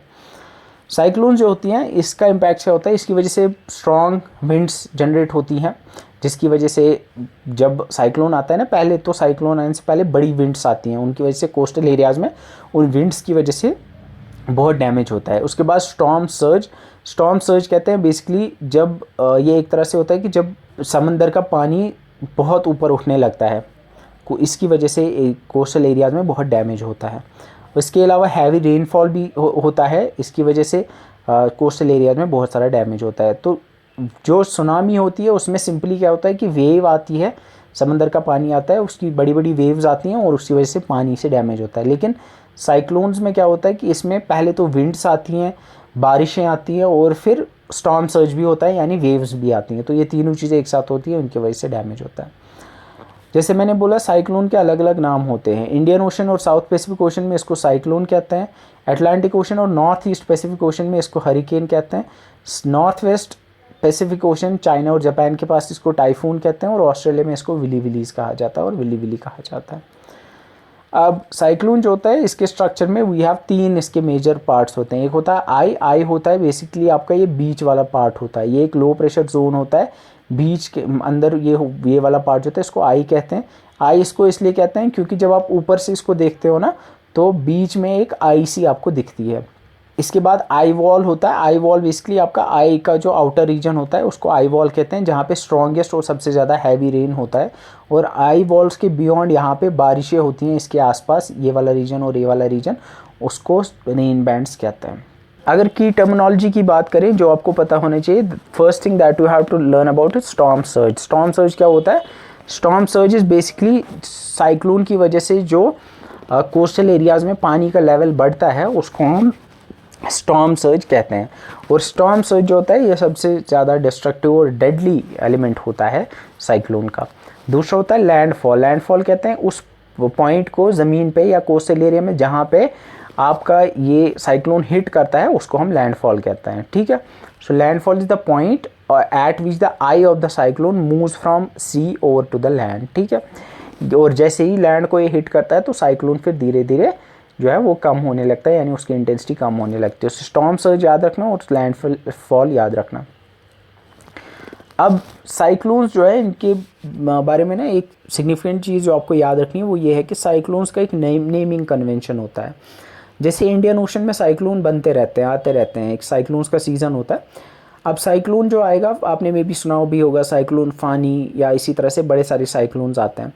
साइक्लोन्स को नाम दिया जाता है, हर एक साइक्लोन को एक नाम दिया जाता है, और इनको नाम देने की जो जिम्मेदारी है वो असल में जो पेरेंट जो ऑर्गेनाइजेशन है that is the World Meteorological Organisation WMO and United Nation Economic and Social Commission for Asia and Pacific, ये इस नेमिंग सिस्टम को मैनेज करते हैं, ये प्राइमरी ऑर्गेनाइजेशन है। इसके अलावा रीजनल जो मेटीरियोलॉजिकल सेंटर्स है जैसे आपका IMD है, और इसके अलावा ट्रॉपिकल साइक्लोन वार्निंग सिस्टम्स है जैसे आपका इंडियन ITEWS है, वो भी अपने अपने रीजन्स में जो साइक्लोन्स हैं उनके नाम देते हैं।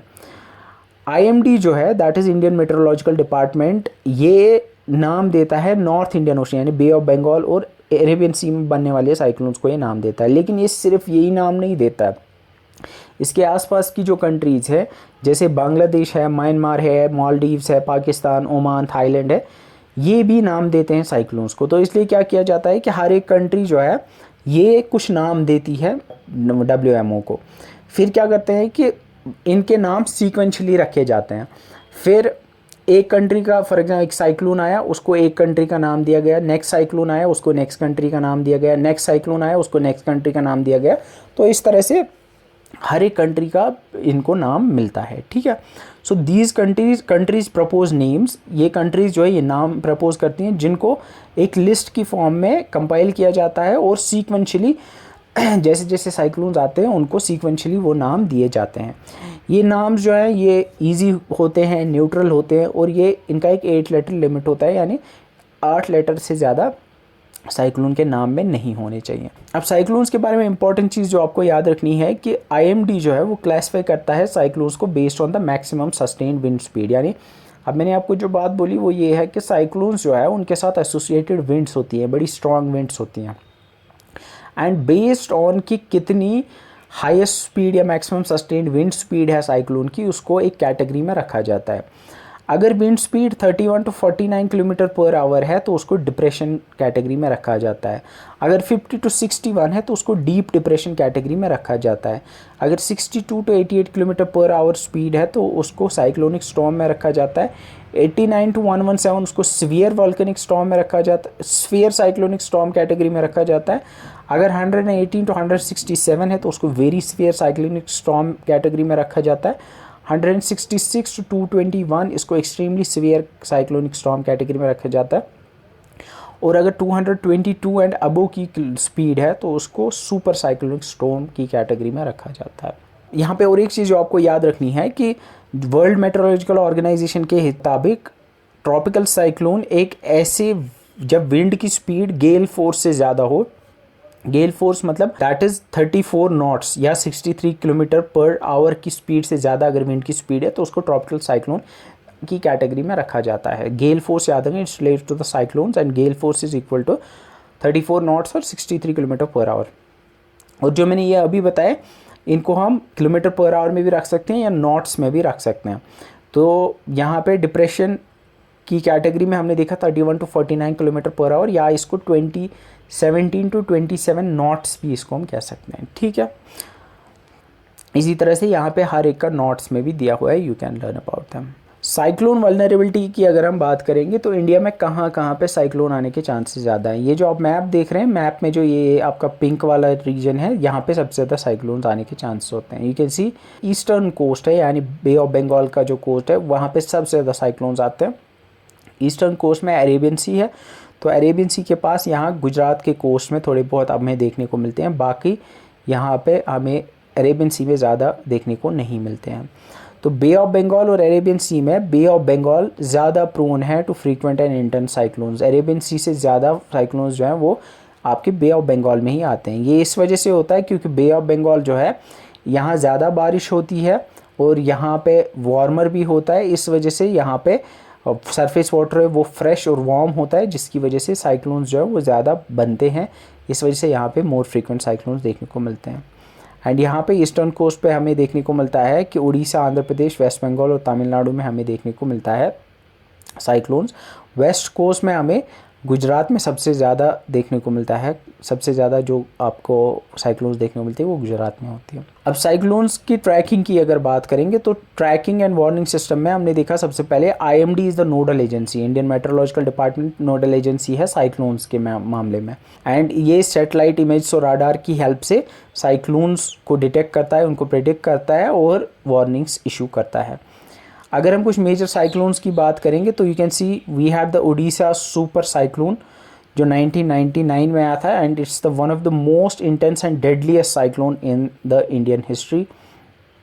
इसके बाद साइक्लोन फानी 2019 में आया था, ये उड़ीसा में आया था, उड़ीसा में इसने हिट किया था, एंड ये एक एक्सट्रीमली सीवियर साइक्लोनिक स्टॉर्म थी, इससे भी हज़ारों जानें गई थी। इसके अलावा साइक्लोन अम्फान 2020 में आया था वेस्ट बंगाल में, साइक्लोन टॉकटे 2021 में गुजरात में आया था, बोला साइक्लोन 1970 का one of the deadliest tropical cyclones ever recorded, जिसमें 3 लाख से 5 लाख लोगों की जान गई थी।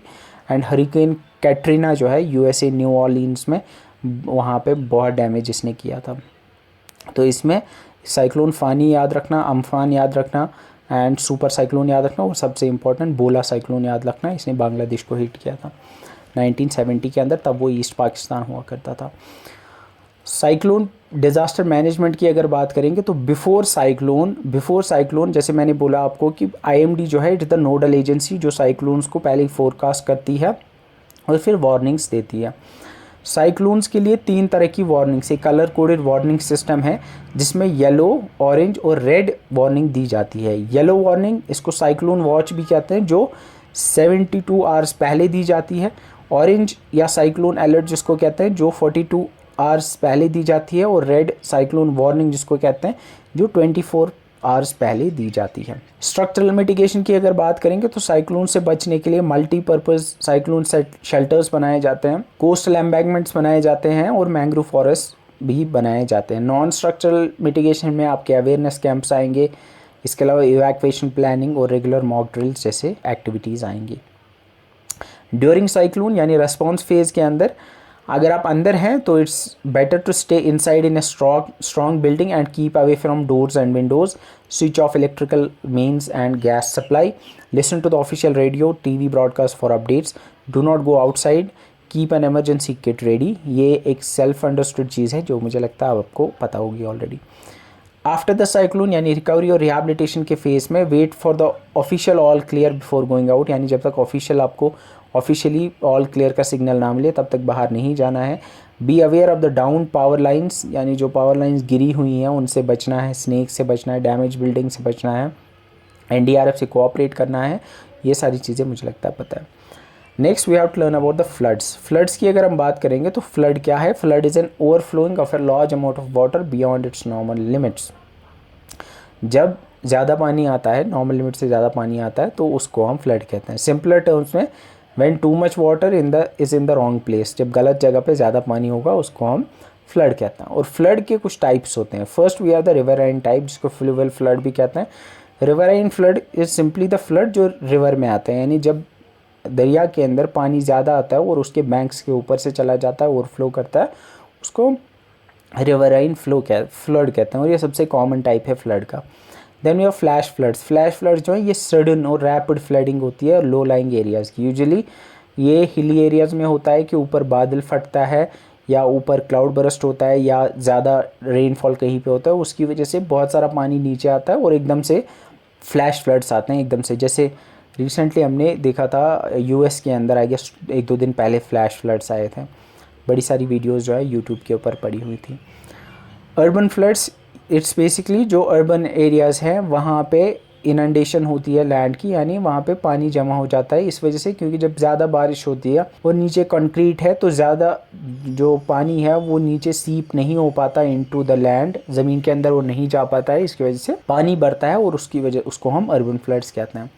Next is the coastal floods. Coastal floods होता है जो सी वाटर जब आता है, यूजुअली स्टॉर्म सर्ज की वजह से जब समंदर का पानी ऊपर आ जाता है तो उसको कोस्टल फ्लड कहते हैं। Then we are the pluvial flood, that is called the surface water flood. ये तब होता है जब हैवी रेनफॉल आता है, इतना रेनफॉल आता है कि ड्रेनेज सिस्टम जो है वो ओवरवेल्म हो जाते हैं, इसकी वजह से पानी भरने लगता है तो उसको हम प्लूवियल फ्लड कहते हैं और ये यूजुअली अर्बन एरियाज़ में होता है। और अर्बन फ्लड्स और प्लूवियल फ्लड्स कभी कभी हम इंटरचेंजेबली भी यूज़ करते हैं। तो मुझे लगता है ये समझ आ गया होगा रिवराइन फ्लड या फ्लूवियल फ्लड क्या होता है, फ्लैश फ्लड क्या होता है, अर्बन फ्लड क्या होता है, कोस्टल फ्लड क्या होता है और प्लूवियल फ्लड क्या होता है। फ्लड के कॉजेज़ क्या होते हैं? प्राइमरीली हैवी या प्रोलॉन्ग रेनफॉल की वजह से होता है, क्लाउड बर्स्ट की वजह से फ्लैश फ्लड्स आते हैं, साइक्लोन की वजह से कोस्टल फ्लड्स आते हैं, melting of snow and ice इसकी वजह से भी हो सकता है, डैम फेलियर की वजह से फ्लैश फ्लड्स आते हैं, इनएडिक्वेट ड्रेनेज सिस्टम इसकी वजह से अर्बन फ्लड्स आते हैं, लैंडस्लाइड ब्लॉकिंग रिवर चैनल्स इसकी वजह से फ्लड आ सकता है, डिफॉरेस्टेशन और सिल्टेशन ऑफ रिवर बेड्स की वजह से भी आ सकता है। इम्पैक्ट ये सेल्फ अंडरस्टूड है। फ्लड अगर आता है तो लॉस ऑफ लाइफ हो सकता है, डैमेज ऑफ हाउसेज हो सकता है, कंटेमिनेशन ऑफ वाटर सोर्सेज हो सकता है, disruption of transport and communication होता है और इकोनॉमिक लॉस होता है। अगर इंडिया में फ्लड वल्नरेबिलिटी की बात करेंगे तो according to the national flood commission जिसको राष्ट्रीय बाढ़ आयोग कहते हैं, अराउंड 40 मिलियन हेक्टर्स यानी 12% of the India's total geographical area is prone to the floods. और सबसे वल्नरेबल रीजन जो इंडिया में है फ्लड्स के वो है गंगा ब्रह्मपुत्र प्लेन्स, यानी गंगा का जो प्लेन है जिसमें आपका यूपी बिहार का जो रीजन आता है वो मोस्ट फ्लड प्रोन रीजन है, अलॉन्ग विद द ब्रह्मपुत्र का जो फ्लड प्लेन है दैट इज़ द असम का जो रीजन है ब्रह्मपुत्र रिवर के अराउंड, वहाँ सबसे ज़्यादा हमें देखने को मिलते हैं। ब्रह्मपुत्र और कोसी जिसको सौरो ऑफ बिहार भी कहते हैं क्योंकि कोसी में सबसे ज़्यादा फ्लड्स देखने को मिलते हैं जो बिहार की वजह जिसकी वजह से बिहार में फ्लड्स आते हैं। पेनिनसुलर इंडिया में भी फ्लड्स आते हैं जो पेनिनसुलर रिवर्स है लाइक महानदी, गोदावरी, कृष्ण, कावेरी की वजह से हमें उड़ीसा और आंध्र प्रदेश जैसे स्टेट्स के अंदर देखने को मिलता है। कोस्टल स्टेट्स में भी कोस्टल फ्लड्स देखने को मिलते हैं जो हमने अभी देखा था। अगर हम इंडिया के मेजर फ्लड्स की बात करेंगे तो सबसे मेजर फ्लड की बात करेंगे तो इसमें 2008 के बिहार फ्लड से जो कोसी रिवर में आया था फ्लड, इसमें एक एम्बैंकमेंट में ब्रीच हुआ था जिसकी वजह से कोसी रिवर ने अपना कोर्स ही बदला था, टोटली डिफरेंट डायरेक्शन में चली गई थी, जिसकी वजह से एक बहुत डैमेज हुआ था। 2013 के उत्तराखंड फ्लड्स जो मे बी याद भी होंगे आपको, जिसको हिमालयन सुनामी भी कहते हैं, इस वहाँ पे क्लाउड बर्स्ट और फ्लैश फ्लड्स की वजह से, क्योंकि उत्तराखंड में आपको पता होगा केदारनाथ, वहाँ पे केदारनाथ में वो फ्लड्स आए थे एंड उसकी वजह से जिस पे मूवी बनी थी केदारनाथ मूवी, तो वो केदारनाथ 2013 के फ्लड्स थे, वो फ्लैश फ्लड्स थे। चेन्नई फ्लड्स 2015 वो अर्बन फ्लडिंग की एक प्राइम एग्जांपल है। 2015 में वहाँ पे चेन्नई में फ्लड्स आए थे। केरला फ्लड्स 2018, इसके अलावा असम फ्लड्स हर साल वहाँ आते ही रहता है, ब्रह्मपुत्र में फ्लड आता रहता है। और पाकिस्तान के 2022 के फ्लड्स जो मॉनसून रेंस की वजह से वहाँ पे फ्लड आए थे, जिसकी वजह से 1/3 ऑफ द कंट्री जो है वो पानी के नीचे चला गया था। फ्लड्स की जब हम बात करते हैं तो अगर हम फ्लड डिज़ास्टर मैनेजमेंट की बात करेंगे तो बिफोर डिज़ास्टर फेज़ में या प्री डिज़ास्टर फेज़ में स्ट्रक्चरल मेजर्स की अगर हम बात करेंगे तो मिटिगेशन में the first structural mitigation technique is dams और रिजर्वायर्स बनाना, एम्बैंकमेंट्स बनाना, चैनल इम्प्रूवमेंट करना यानी डीपनिंग करना रिवर बेड की, वाटरशेड मैनेजमेंट लाइक फॉरेस्ट्रेशन और सॉइल कंजर्वेशन जैसी एक्टिविटीज़ से हम फ्लड्स को आने से रोक सकते हैं। नॉन स्ट्रक्चरल मेजर्स में फ्लड फोरकास्टिंग एंड वार्निंग आएगा। इंडिया में सेंट्रल वाटर कमीशन जो है ये नोडल एजेंसी है फ्लड फोरकास्टिंग, यानी वो जो पहले ही बता देता है कि फ्लड आने के चांसेस हैं।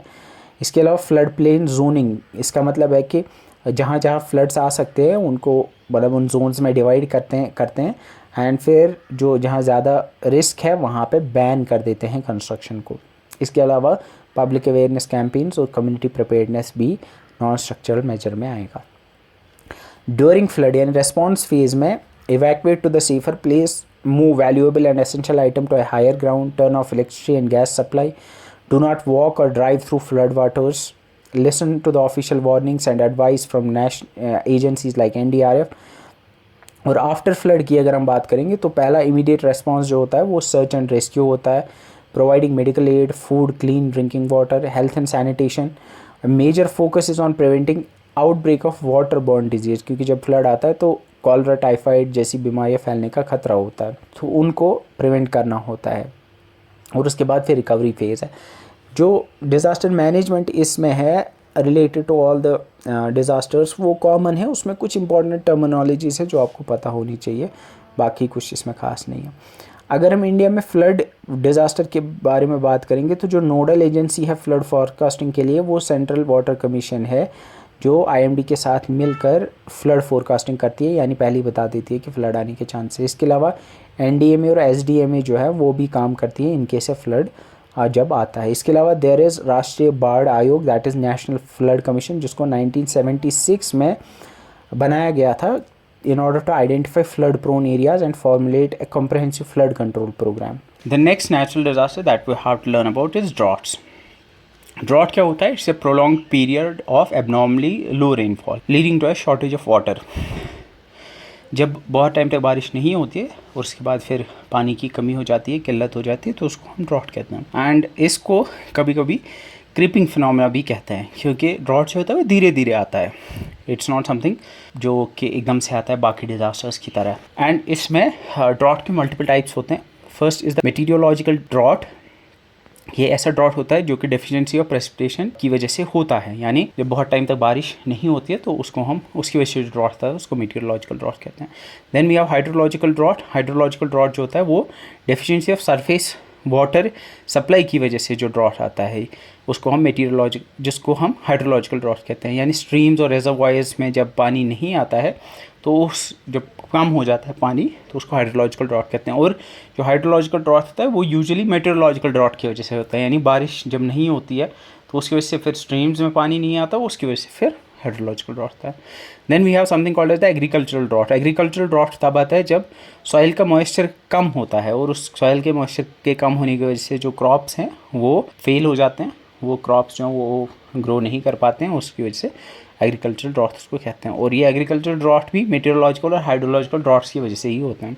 सोशियो इकोनॉमिक ड्रॉट ये तब होता है जब वाटर शॉर्टेज की वजह से इकोनॉमिक गुड्स और सर्विसेज जो हैं उनकी डिमांड पे असर पड़ता है, जिसकी वजह से फूड शॉर्टेज या माइग्रेशन या कॉन्फ्लिक्ट ओवर वाटर जैसे इश्यूज होते हैं, उनको हम सोशियो इकोनॉमिक ड्रॉट कहते हैं। ठीक है, अब ड्रॉट्स जो है इसके कुछ कॉजेज़ होते हैं। फर्स्ट कॉज इज़ कैंटी रेनफॉल, यानी जब बारिश कम होती है, फेलियर ऑफ मानसून या इरेटिक रेनफॉल डिस्ट्रीब्यूशन यानी जब होता है, तो दैट्स द प्राइमरी कॉज, बारिश कम होने की वजह से ड्रॉट आता है। सेकंड इज़ हाई टेम्परेचर, जब बारिश ज़्यादा होती है इसकी वजह से जो है सॉइल में मॉइस्चर कम हो जाता है, इसकी वजह से इवेपोरेशन ज़्यादा होती है और इसकी वजह से ड्रॉट होता है। एल नीनो क्या है? El Nino is basically eastern Pacific Ocean में जो सरफेस वाटर है वो वार्म होने लगता है, और उस वार्म होने की वजह से फिर इंडियन मानसून पे असर पड़ता है, और इंडियन मानसून पे नेगेटिव इम्पैक्ट पड़ता है, और इंडिया में कम बारिशें होती हैं। उसको मैं एल नीनो इफेक्ट कहते हैं। तो एल नीनो क्लाइमेट वाले वीडियो में मैंने बताया था शायद।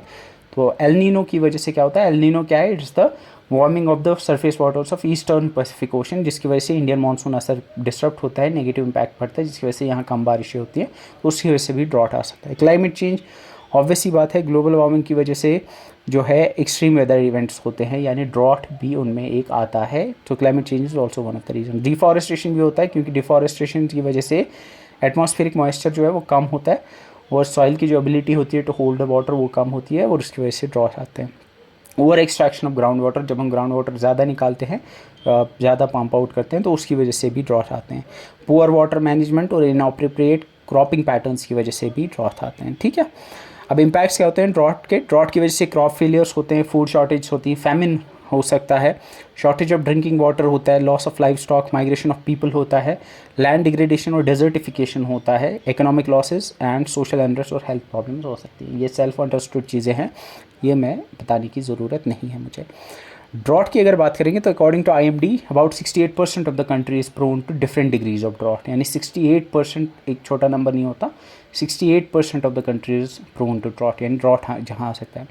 अगर इंडिया में मोस्ट वाल्नरेबल रीजन्स की बात करेंगे, जो ड्रॉट प्रोन एरियाज़ हैं, उनमें we have the western India, जो राजस्थान का थार डेजर्ट और गुजरात का कच्छ और सौराष्ट्र रीजन है, जहाँ सबसे ज़्यादा ड्रॉट के चांसेस हैं। वो एक एरिड और सेमी एरिड रीजन है, वो डेजर्ट रीजन है, वहाँ पे सबसे ज़्यादा ड्रॉट के चांसेस होते हैं। That's the most vulnerable region. इसके अलावा पेनिनसुलर इंडिया में, जो कि एक रेन शैडो जोन है, जहाँ पे हम देखते हैं महाराष्ट्र का विदर्भ और मराठवाड़ा रीजन, और आंध्र प्रदेश का रायलसीमा एंड नॉर्दर्न कर्नाटका के रीजन में वेस्टर्न घाट्स की वजह से एक रेन शैडो जोन बनता है, जिसकी वजह से वहाँ पे बहुत कम रेनफॉल होता है, तो वहाँ पे भी ड्रॉट के चांसेस होते हैं।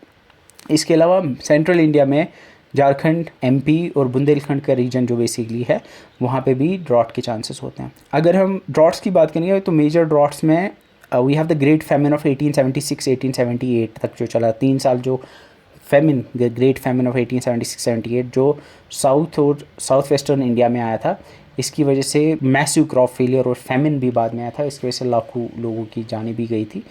ये 1876-78 में आया था। तो द ग्रेट फैमिन याद रखना, इट्स 1876-78। तो क्वेश्चन जो यूजुअली आ सकता है, आपको मे बी यहाँ पे एक साइड पे 4 डिज़ास्टर्स दिए होंगे, दूसरी साइड से उनकी ईयर्स दिए होंगे, आपको मैच करना हो सकता है। महाराष्ट्र ड्रॉट 1972 में आया था, ऑल इंडिया ड्रॉट 2002 में आया था। इसके अलावा बुंदेलखंड ड्रॉट आता रहता है, बुंदेलखंड रीजन में ऑलमोस्ट हर साल हमें ड्रॉट देखने को मिलता है। ड्रॉट की अगर हम बात करेंगे तो when it comes to the drought की जब हम बात करते हैं, जब हम डिज़ास्टर मैनेजमेंट की बात करेंगे ड्रॉट के रिगार्डिंग, तो इसमें जो सबसे इम्पॉर्टेंट पार्ट है वो प्री डिज़ास्टर फेज़ है, क्योंकि वी कैन स्टॉप एट, हम एक ड्रॉट को रोक सकते हैं, उसको मिटिगेट कर सकते हैं। तो उसमें जो स्ट्रक्चरल मेजर्स हैं उसमें वाटर कंजर्वेशन सबसे प्राइम है। वाटरशेड मैनेजमेंट यानी सॉइल और वाटर को कंजर्व करना, इसमें एक गवर्नमेंट का एक इनिशिएटिव भी है, इंटीग्रेटेड वाटरशेड मैनेजमेंट प्रोग्राम, जिससे सॉइल और वाटर प्रिजर्व कर सकते हैं, जिसकी वजह से बाद में ड्रॉट हम रोक सकते हैं, जिसकी वजह से ड्रॉट नहीं आता है। रेन वाटर को हार्वेस्ट करके भी हम ड्रॉट को रोक सकते हैं, उसको मिटिगेट कर सकते हैं। इसकी वजह से इंटरलिंकिंग ऑफ रिवर्स, यानी रिवर्स को इंटरलिंक अगर करेंगे थ्रू कैनाल्स, तो उससे भी हम बाद में वाटर को चैनलाइज करके ड्रॉट के सिचुएशन में we can manage droughts. Micro irrigation, जिसमें ड्रिप एंड स्प्रिंकलर इरिगेशन जैसी टेक्निक से हम वाटर को एफिशिएंटली यूज़ कर सकते हैं, जिसकी वजह से हम ड्रॉट को बचा सकते हैं। नॉन स्ट्रक्चरल मेजर्स में अर्ली वार्निंग सिस्टम है, जिसमें आईएमडी नोडल ऑर्गेनाइजेशन है, नोडल एजेंसी है, जो कि अर्ली वार्निंग दे सकती है regarding droughts. Contingency crop planning, contingency crop planning का मतलब है फार्मर्स को एडवाइस करना कि वो ऑल्टरनेटिव ड्रॉट रेजिस्टेंट क्रॉप्स को ग्रो करे अगर मानसून फेल होता है, यानी अगर मानसून फेल होता है तो ऐसे क्रॉप्स को वो ग्रो करे जो ड्रॉट रेजिस्टेंट होते हैं, जैसे मिलेट्स है, पल्सेस है, जिनको कम पानी की ज़रूरत पड़ती है।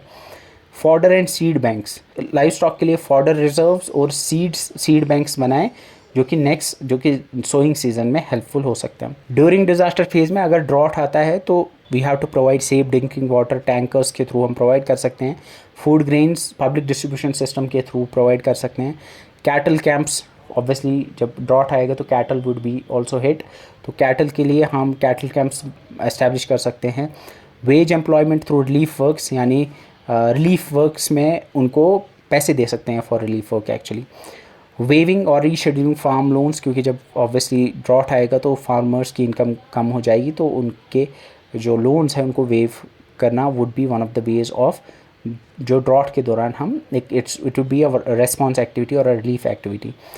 आफ्टर द ड्रॉट रिहेबिलिटेशन में फाइनेंशियल असिस्टेंस प्रोवाइड करना फार्मर्स को, कम्युनिटी के लाइवलीहुड्स को रेस्टोर करना, इसके अलावा फ्यूचर मिटिगेशन प्लान्स बनाना ताकि फ्यूचर में ना आए, ये सारी चीज़ें आएंगी। ये सेल्फ अंडरस्टूड चीज़ें हैं। इस per your turns and question आएगा तो कैसे आएगा, मे बी आ सकता है which are the following is a way of mitigating droughts, तो आई थिंक ये तो आप कर पाओगे, इसलिए मैं इसमें ज़्यादा नहीं बता रहा हूँ, I am just reading out whatever जो यहाँ पे दिया हुआ है। अगर हम इंपॉर्टेंट ऑर्गेनाइजेशंस और प्रोग्राम्स की बात करेंगे रिलेटेड टू द ड्रॉट्स, तो जो नोडल मिनिस्ट्री है ड्रॉट मैनेजमेंट में वो आपकी ministry of agriculture and farmers welfare है। एंड यूजुअली बाकी डिज़ास्टर्स को मैनेज आपका मिनिस्ट्री ऑफ होम अफेयर्स करता है, लेकिन यहाँ पे ड्रॉट्स को जो नोडल मिनिस्ट्री है वो आपकी ministry of agriculture and farmers welfare है। ड्रॉट्स को मॉनिटर और फोरकास्ट करने के लिए जो एजेंसी है वो आईएमडी है, इंडियन मेट्रोलॉजिकल डिपार्टमेंट, क्योंकि ये क्लाइमेट के रिलेटेड है तो दैट्स वाई आईएमडी है। वेदर के रिलेटेड दैट्स वाई आईएमडी के रिलेटेड है। वाटर रिसोर्स मैनेजमेंट के लिए we have the ministry of Jal Shakti और सेंट्रल वाटर कमीशन है, ये की रोल प्ले करते हैं। और अगर हम की गवर्नमेंट स्कीम्स की बात करेंगे तो इसमें हमारा मनरेगा आता है। इसके अलावा प्रधानमंत्री कृषि सिंचाई योजना है PMKSY, जो 2015 में लॉन्च की गई थी। एंड हर खेत को पानी और पर ड्रॉप मोर क्रॉप प्रोग्राम्स जैसे माइक्रो इरिगेशन प्रोग्राम जैसे उन्होंने चलाए थे फॉर इट। इसके अलावा we have the national rain fed area authority, 2006 में बनाई गई थी, जो फोकस करती है on issues related to the rain fed agriculture, जो नॉन एरीगेटेड एग्रीकल्चर है, यानी वो एग्रीकल्चर लैंड जो बारिश पे डिपेंडेंट होती है, तो उनके लिए एक नेशनल रेन फेड अथॉरिटी बनाई गई थी 2006 के अंदर।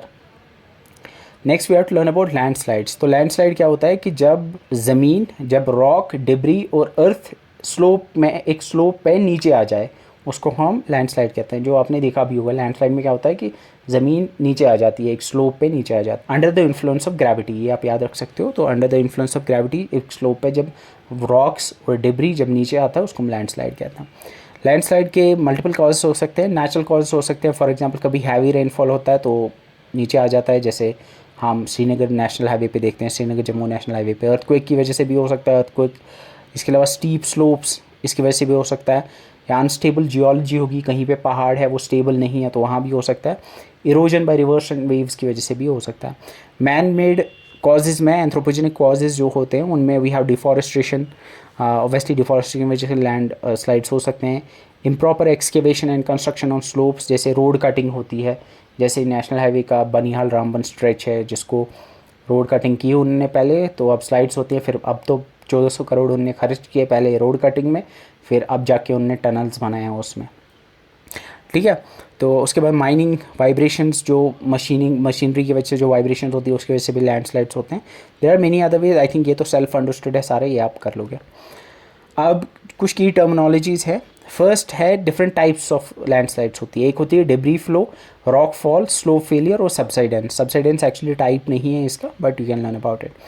डिब्री फ्लो क्या होता है कि it's a fast moving landslide that's a mixture of water, soil, rock and other debris. जब पानी, पत्थर और मिट्टी ये एक साथ मिल के नीचे आ जाते हैं, जिसको मड फ्लो भी कहते हैं या मड स्लाइड भी कहते हैं। तो ये क्या होता है कि पानी, मिट्टी और जो पत्थर होते हैं वो एक साथ नीचे आ जाते हैं स्लोप पे बहुत तेज़, तो उसको हम डिब्री फ्लो कहते हैं। और ये फिर इसको हम मड फ्लो या मड स्लाइड भी कहते हैं। इसी तरह का एक फिनोमेना हमने रिसेंटली रामबन में भी देखा जाए तो 2025 के अंदर ही हमने आई गेस मार्च और अप्रैल के अंदर मड स्लाइड हमें देखने को मिला था, जिसकी वजह से वहाँ पे बहुत सारा डैमेज हुआ था। इसके बाद रॉक फॉल होता है। रॉक फॉल भी हमें देखने को मिलता है, जो पत्थर ऊपर से आते हैं एकदम से नेशनल हाईवे पे हमें देखने को मिलते हैं। तो ऊपर से स्लोप पे पत्थर नीचे आने लगते हैं, उसको हम रॉक फॉल कहते हैं, जो आपने देखा भी होगा वीडियोज़ में भी, और शायद अगर श्रीनगर जम्मू नेशनल हाईवे पे ट्रैवल करते हो तो आंखों के सामने भी देखा होगा। Then we are slope failure. Slope failure में क्या होता है कि इसमें एक स्लोप ही कोलैप्स कर जाता है, यानी एक स्लोप एरिया है वो सारा स्लोप ही नीचे आ जाता है, ठीक है, उसको हम कहते हैं। Then we are subsidence. Subsidence में क्या होता है कि ज़मीन सिंक हो जाती है, उसको सबसिडेंस कहते हैं, यानी ज़मीन नीचे चली जाती है, उसको हम सबसिडेंस कहते हैं। ये यूजुअली हमें देखने को मिला, हमें रिसेंटली जोशीमठ में हमें देखने को मिला था। Will learn about that. So landslides के कुछ टाइप्स हैं, यू कैन लर्न अबाउट। ये इंपॉर्टेंट नहीं है मेरे हिसाब से, बस आप ये 4 टाइप्स याद रखना जो मैंने अभी बताया, बाकी ये वाले टाइप्स याद रखने की मुझे नहीं लगता ज़रूरत है। We have falls, topple, slides, flows, ये इतना डेप्थ में जाने की ज़रूरत नहीं है आपको।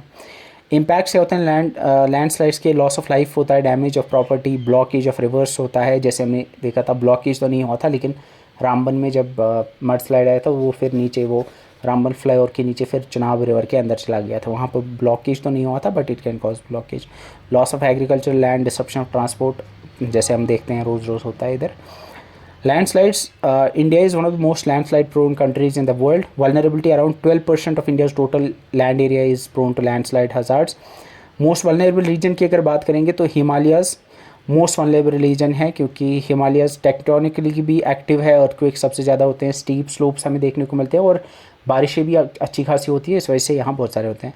JNK में बहुत सारे लैंडस्लाइड्स होते हैं। हिमाचल प्रदेश, उत्तराखंड, सिक्किम और वेस्ट बंगाल के दार्जिलिंग रीजन में भी हमें देखने को मिलते हैं। नॉर्थ ईस्ट एरिया में भी हिली टेरेन है, तो उस वजह से वहाँ भी हमें बहुत सारा लैंडस्लाइड देखने को मिलता है। वेस्टर्न घाट्स में भी हमें केरला, तमिलनाडु, कर्नाटक और गोवा में स्टीप स्लोप्स देखने को मिलते हैं, इस वजह से वहाँ भी लैंडस्लाइड्स होते हैं। अगर हम लैंडस्लाइड्स की बात करेंगे तो मलीन लैंडस्लाइड हुआ था पुणे के अंदर 2014 में, जहाँ पूरा का पूरा गांव जो है एक लैंडस्लाइड के नीचे दब गया था, वेस्टर्न घाट्स में हुआ था। उसके बाद 2013 का केदारनाथ लैंडस्लाइड है, एक्चुअली जो अभी हमने देखा भी था उत्तराखंड के 2013 के जो फ्लैश फ्लड्स थे, तो वहाँ लैंडस्लाइड भी हुआ था, फ्लैश फ्लड्स भी हुए थे, तो वो एक मैसिव डिज़ास्टर था जो हुआ था। इसके अलावा we have the Idukki Wayanad landslide Kerala में 2018 में हुआ था, जो शायद अगर न्यूज़ देखते होंगे तो शायद आपको याद भी होगा। इसके अलावा रीसेंट जो हुआ था वो जोशीमठ लैंड सबसिडेंस हुआ था 2023 के अंदर। जोशीमठ जो है ये उत्तराखंड में एक रीजन है जहाँ पे बहुत सारा कंस्ट्रक्शन हुआ है, एंड उस अनप्लान्ड कंस्ट्रक्शन की वजह से वहाँ पे लोगों के घरों में ना क्रैक होने लगे थे, और उन क्रैक इस वजह से हो क्योंकि नीचे जो ज़मीन है वो धंस रही थी, वो सबसाइड हो रही थी। वो एक रीसेंट टाइम्स में एक अनप्लान्ड कंस्ट्रक्शन की वजह से एक बहुत बड़ा नेचुरल डिज़ास्टर माना जाता है, क्योंकि वो वहाँ पे जोशीमठ ऑलमोस्ट वो पूरा टाउन जो है वो नीचे धंस गया था। वो पूरा धंस तो नहीं गया था, लेकिन मकान ऑब्वियसली उनमें जब क्रैक्स पड़ गए थे तो लोगों को निकलना पड़ा था। ये तो शायद आपने देखा होगा, ये तो हॉट न्यूज़ में था टॉपिक तब। अब लैंडस्लाइड मैनेजमेंट की अगर बात करेंगे तो बिफोर लैंडस्लाइड हम क्या कर सकते हैं, we can construct retaining walls हम बना सकते हैं। जैसे इन्होंने जब ये हाईवे बनाया था, तो हाईवे जब बनाया था तो पहले रिटेनिंग वॉल्स बनाई थी इन्होंने, जो जब रामबन से बनिहाल जाते हैं या बनिहाल से रामबन जाते हैं तो आप लेफ़्ट साइड में देखते हो कि रिटेनिंग वॉल्स बनी हुई हैं। टेरेसिंग कर सकते हैं, टेरेस क्रॉपिंग में भी आपने देखी होगी, जैसे चाइना में होती है कि पहाड़ को ऐसे छोटे छोटे टेरेसेस बनाए जाते हैं जिन पे फिर फार्मिंग की जाती है। स्लोप ड्रेनेज, यानी स्लोप्स पे ना एक ड्रेन्स पाइप्स इंस्टॉल की जाती हैं या वहाँ पे ड्रेनेज का एक सिस्टम बनाया जाता है। इसके अलावा गैबियन वॉल्स बनाए जाते हैं। गैबियन वॉल्स जो होते हैं ये एक्चुअली वायर मैश बॉक्सेस होते हैं जो रॉक से फिल्ड होते हैं, जिनकी हेल्प से फिर रिटेनिंग स्ट्रक्चर एक बनता है, एक वॉल जैसी बनाई जाती है, उसको गैबियन वॉल कहते हैं। नॉन स्ट्रक्चरल मेजर्स में हज़ार्ड जोनिंग मैपिंग आएगी। हज़ार्ड जोनिंग मैपिंग में लैंडस्लाइड जोनिंग आएगी, जो कि जियोलॉजिकल सर्वे ऑफ इंडिया करता है। तो लैंडस्लाइड्स के केस में GSI जो है, जियोलॉजिकल सर्वे ऑफ इंडिया, ये नोडल एजेंसी है जो कि एक्चुअली डिवाइड करेगी पूरे रीजन को इनटू लैंडस्लाइड प्रोन जोन्स, कहाँ पे ज़्यादा चांस हैं। एफॉरेस्ट्रेशन, इससे भी ऑब्वियसली हो जाएगा, लैंडस्लाइड जो है प्रिवेंट हो सकती है। लैंड यूज़ रेगुलेशन, यानी कहाँ पे कंस्ट्रक्शन करनी है, किसी एरिया में रेस्ट्रिक्ट करनी है, उससे भी हो सकता है। And early warning system, obviously वो भी, जहाँ पे सिस्टम्स लगाए जा सकते हैं जो कि डिटेक्ट कर सकते हैं कि कहीं पे फॉर एग्जांपल मॉइस्चर ज़्यादा है, वहाँ पे चांसेस है कि वहाँ पे हो सकते हैं, तो वो पहले ही वार्निंग दे सकते हैं। ड्यूरिंग इवैक्यूएशन हम करेंगे as quickly as possible, landslide से दूर जाएंगे, हायर और स्टेबल ग्राउंड पे जाने की कोशिश करेंगे, एंड अगर हम नहीं निकल पाएंगे तो you try to curl into a tight ball and protect your head. After recovery के फेज़ में stay away from the slide area, क्योंकि सेकेंडरी स्लाइड भी हो सकती है। Check for injured and trap persons, उनको रेस्क्यू करना है। Wait for the teams of NDRF and local authorities, and search and rescue operation में वी कैन कंट्रीब्यूट। ठीक है। Nodal agency for landslide studies is geological survey of India. ये याद रखना है, इस पर भी एक तरह से आ सकता है। एक तरह से फॉर एग्जांपल आपके 4 डिजास्टर्स आएंगे, दूसरी तरफ से आपको नोडल एजेंसी आएगी। तो यू शुड नो कि फॉर एग्जांपल फ्लड्स के केस में वी हैव CWC, या फॉर एग्जांपल साइक्लोन के केस में IMD है, या लैंडस्लाइड के केस में GSI है। तो you should know about it. And NDMA and ministry of home affairs management और कोऑर्डिनेशन देखती है। इसके अलावा मोस्ट वल्नरेबल जोन जो है वो हिमालय से, जो हमने देखा। इसके बाद we are something called as avalanche. Avalanche क्या होता है? एवलांच होता है कि जब पहाड़ों के ऊपर जो बर्फ़ होती है, वो बर्फ़ जो है वो नीचे आने लगती है, उसको एवलांच कहते हैं। तो एवलांच क्या है? It's a rapid flow of large mass of snow, ice और rock down a mountain side और अ स्लोप। जब माउंटेन पे जो बर्फ़ होती है वो एकदम से नीचे आने लगती है, उसको हम एवलांच कहते हैं। इसके कॉजेज़ क्या होते हैं? ये heavy snowfall accumulating on A steep slopes. जब स्टीप स्लोप्स पे ज़्यादा बर्फ़ जमा हो जाती है तो उस केस में भी वो नीचे आ सकती है फिर बाद में। Weak layers within snowpack, यानी ये जो ऑब्वियसली ये जो स्नो होती है इसमें लेयर्स होती है, और अगर वो वीक लेयर्स होंगी तो उसकी वजह से भी आ सकता है। ट्रिगर कौन सी चीज़ें कर सकती हैं? नेचुरल हो सकती है, लाइक वार्मिंग टेम्परेचर, यानी थोड़ा टेम्परेचर इंक्रीज़ हो गया, यहाँ मेल्ट होने लग गया और मेल्ट होने की वजह से ये नीचे आ सकता है। आर्टिफिशियल भी हो सकते हैं, फॉर एग्जांपल स्कीइंग जो करते हैं, या स्नोबोर्डर्स जो होते हैं, या अगर पास में कहीं पे कोई एक्सप्लोसिव और लाउड नॉइज़ है या अर्थक्वेक है तो उसकी वजह से भी ये हो सकता है। ठीक है। एवलांच के प्राइमरली 2 टाइप्स होते हैं। एक होता है snow avalanche, loose snow avalanche, और दूसरे होते हैं स्लैब एवलांच। जो लूज स्नो एवलांच होते हैं उसमें क्या होता है कि लूज स्नो कहीं पे होती है, वो फिर नीचे ड्रिजल करके नीचे आ जाती है, नीचे ड्रिबल करके नीचे आ जाती है। स्लैब एवलांच में क्या होता है कि पूरा का पूरा एक पोर्शन ऑफ स्नो, एक स्लैब जो है वो नीचे आने लगता है। ठीक है। सो स्लैब एवलांच जो है, इसमें एक पूरा का पूरा एक स्लैब है जो कट जाता है, और उसके नीचे जो अंडरलाइंग वीकर सेक्शन होता है वो उससे ये कट जाता है, और ये एज ए सिंगल ब्लॉक नीचे आने लगता है। And it is the most common type of snow avalanche. दूसरा है लूज स्नो एवलांच। इसमें क्या होता है कि एक सिंगल पॉइंट से शुरू होता है, जैसे हमने अभी देखा था, यहाँ पे एक सिंगल पॉइंट से एवलांच स्टार्ट होता है, और फिर यही बड़ा बड़ा होते हुए नीचे फिर एक बहुत बड़ा हो जाता है। ठीक है। एंड ये V फॉर्म में, इन्वर्टेड V की शेप में ये बन जाता है। इसके अलावा पाउडर स्नो एवलांच भी होता है, जिसमें स्नो का जो ऊपर वाला पार्ट होता है, ऊपर वाला जो बेसिकली लेयर होता है, अगर वो ड्राई और लाइट होता है तो विंड की वजह से वो उठ सकता है, और फिर वो एक तरह से फिर वो एक क्लाउड की तरह तेज़ विंड्स के साथ ये पार्टिकल्स आ जाते हैं और हवा में रहते हैं। उसको हम पाउडर स्नो एवलांच कहते हैं। ये लूज स्नो एवलांच की टाइप का ही एक सब टाइप है। एवलांच प्रोन एरियाज़ में ऑब्वियसली एवलांच वहीं आएगा जहाँ बर्फ़ होगी, एंड इसमें JNK, लद्दाख, हिमाचल प्रदेश, उत्तराखंड, सिक्किम और अरुणाचल प्रदेश के रीजन्स आते हैं। And very high risk zones में ultra high altitude military post like Siachen में बड़ी सारी आती रहती हैं। इसके अलावा जोजिला पास, रोहतांग पास, जो हाई माउंटेन पास है, वहाँ भी एवलांच आते रहते हैं। इसके अलावा winter sports destination like Gulmarg, वहाँ भी ये आते रहते हैं। और पिलग्रिमेज राउट्स लाइक केदारनाथ और बद्रीनाथ के एरियाज़ में, वहाँ विंटर में भी ये आते रहते हैं। मेजर एवलांच में 2016 का सियाचिन ग्लेशियर एवलांच है, जिसमें 10 सोल्जर्स की ट्रैजिक डेथ हुई थी। इसके अलावा गुरेज में 2017 में आया था, जिसमें 20 लोगों की डेथ हुई थी। इसके अलावा चमोली डिस्ट्रिक्ट उत्तराखंड में 2021 में एक कैटास्ट्रोफिक डिज़ास्टर आया था, जिसमें ग्लेशियर से फ्लैश फ्लड की वजह से जो है बाद में वो एवलांच भी आया था। इम्पैक्ट्स, लॉस ऑफ लाइफ होता है, डैमेज ऑफ इंफ्रास्ट्रक्चर होता है, और रोड्स और वैलीज जो होती हैं वो ब्लॉक हो जाती हैं। आई थिंक ये सेल्फ अंडरस्टूड है। अगर हम डिज़ास्टर मैनेजमेंट की बात करेंगे तो सबसे पहले स्ट्रक्चरल मेजर्स में snow fences and snow rakes हैं, यानी स्लोप्स पे स्नो को स्टेबलाइज करने के लिए वहाँ पे स्नो फेंसेस बनाए जाते हैं, और इन्हें या जो स्लैब्स हैं उनको बनने से बचाने के लिए स्नो फेंसेस और स्नो रेक्स बनाई जाती हैं।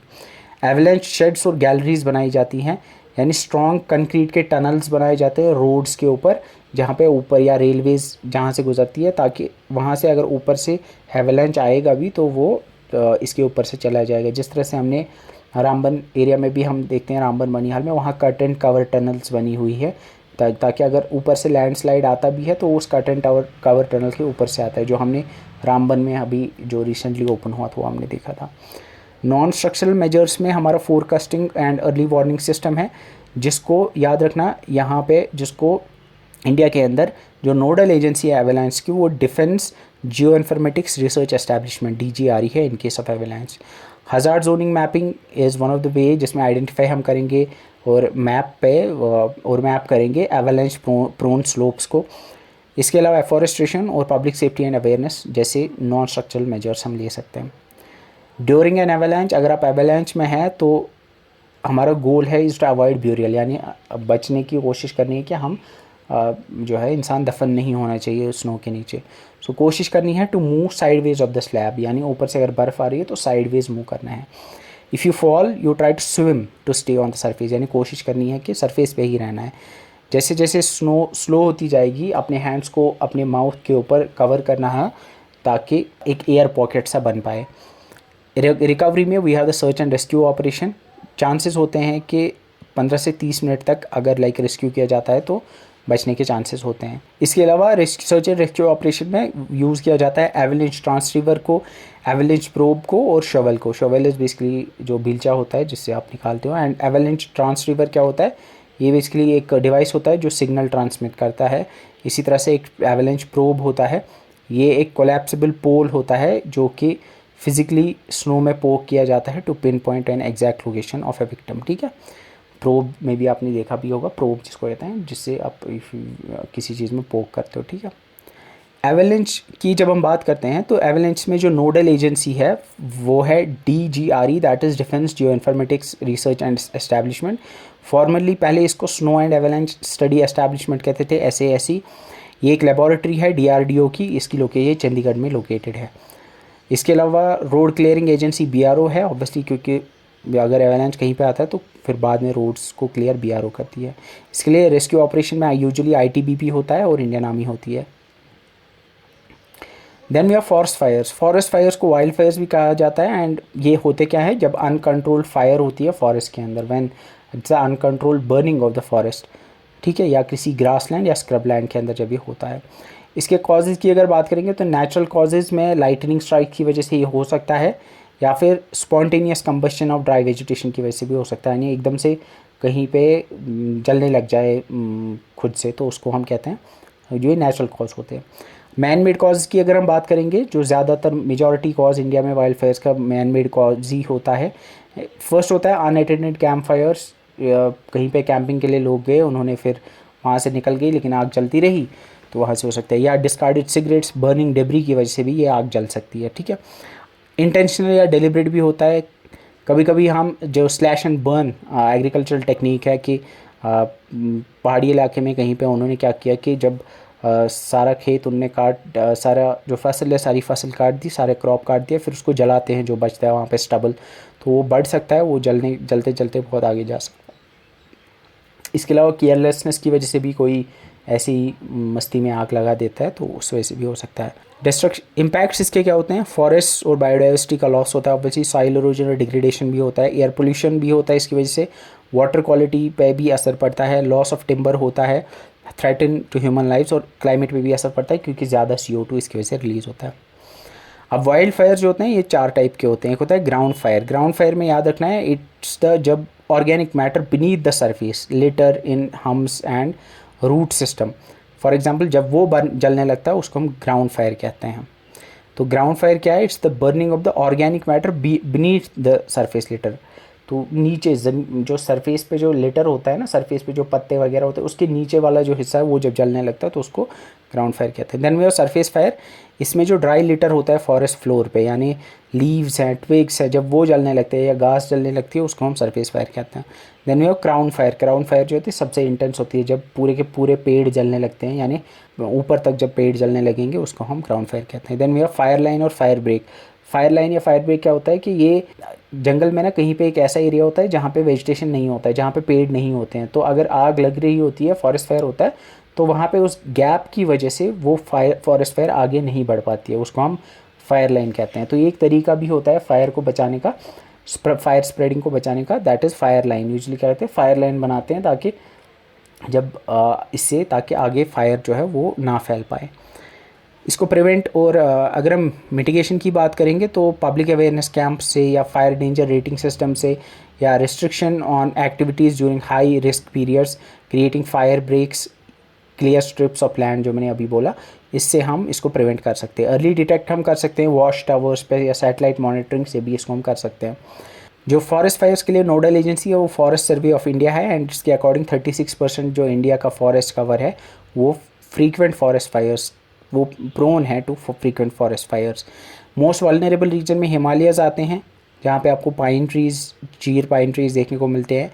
नॉर्थ ईस्ट इंडिया है और सेंट्रल पेनिनसुलर एरिया में ड्राई डेसिडियस फॉरेस्ट देखने को मिलते हैं, वहाँ भी हमें फॉरेस्ट फायर्स देखने को मिलते हैं। अगर फॉरेस्ट फायर्स की बात करेंगे तो उत्तराखंड में फॉरेस्ट फायर्स 2016 में हुए थे, 21 में हुए, वहाँ पे होते रहते हैं। बांडीपुर नेशनल पार्क जो कर्नाटक के अंदर है वहाँ पे 2019 में फॉरेस्ट फायर हुआ था। सिम्पलीपाल नेशनल पार्क, सिम्पलीपाल फॉरेस्ट फायर 2021 में हुआ था उड़ीसा के अंदर। ऑस्ट्रेलियन बुश फायर 2019-2020 में जिसको ब्लैक समर कहते हैं, ये प्रोमिनेंट था, ये आपने देखा भी होगा।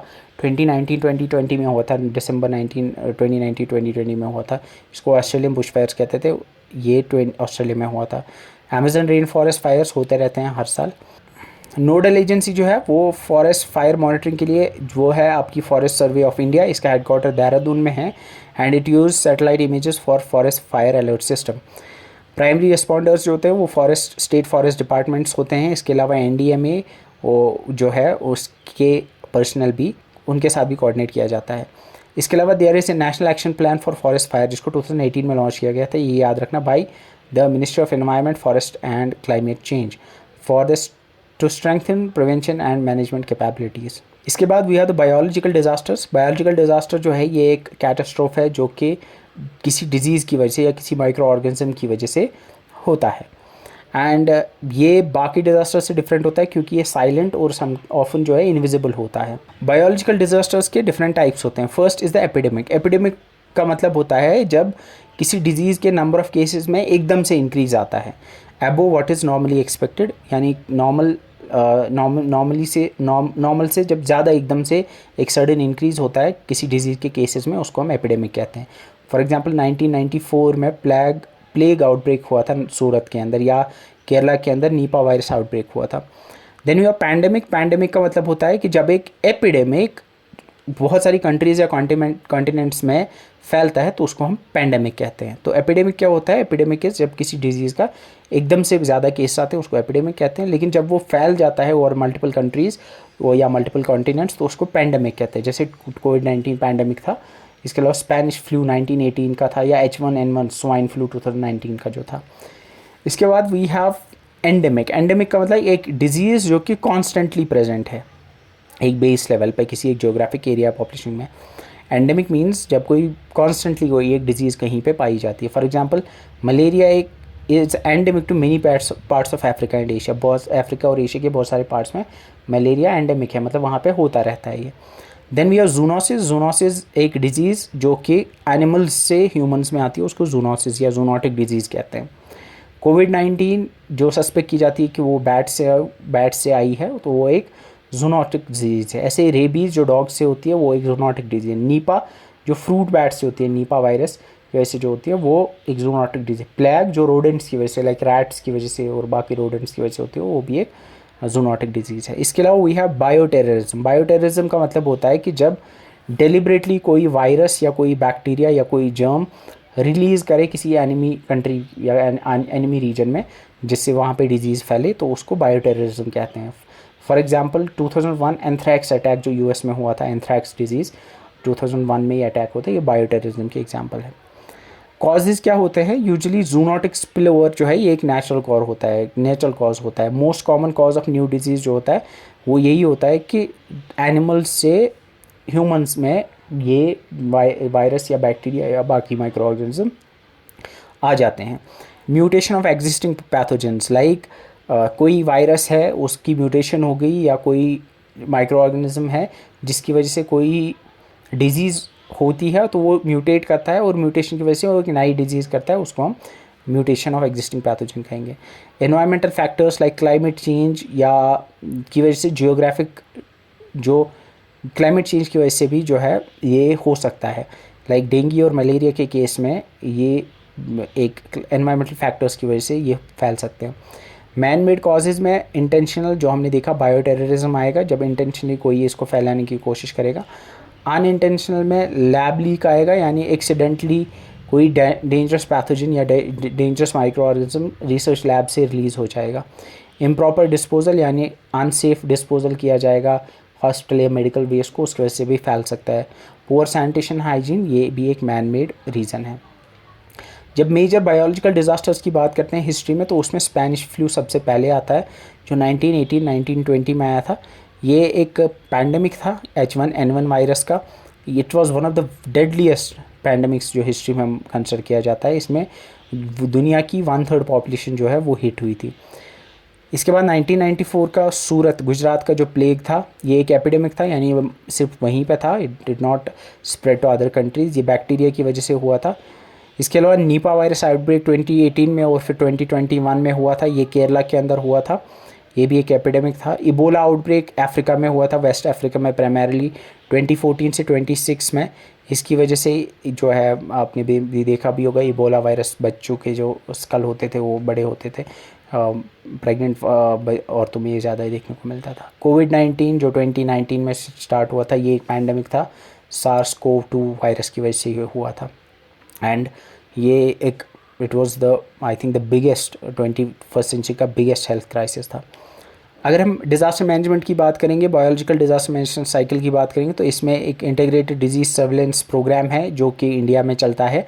इंटीग्रेटेड डिजीज़ सर्विलेंस प्रोग्राम है। इसके अलावा मॉनिटरिंग एजेंसीज़ है, like we have the NCDC, जहाँ पे जो नोडल एजेंसी है इसके लिए वो NCDC है।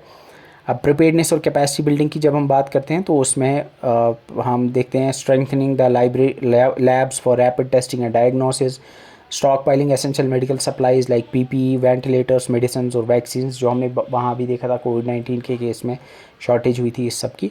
तो training of health care workers for such pandemics और एंडेमिक्स जो है ये सब करके we can prepare for such pandemics.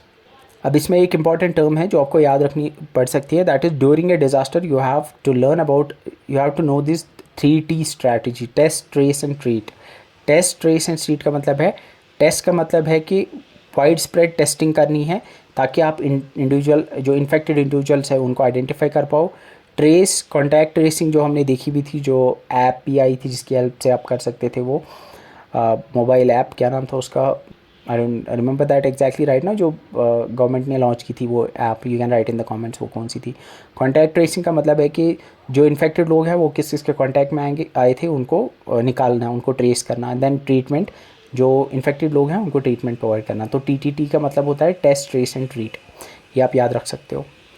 And बाकी quarantine and isolation, social distancing, masking, lockdowns, ये तो मुझे लगता है सबको याद होगा, तो आई डोंट थिंक ये मुझे बताने की ज़रूरत है।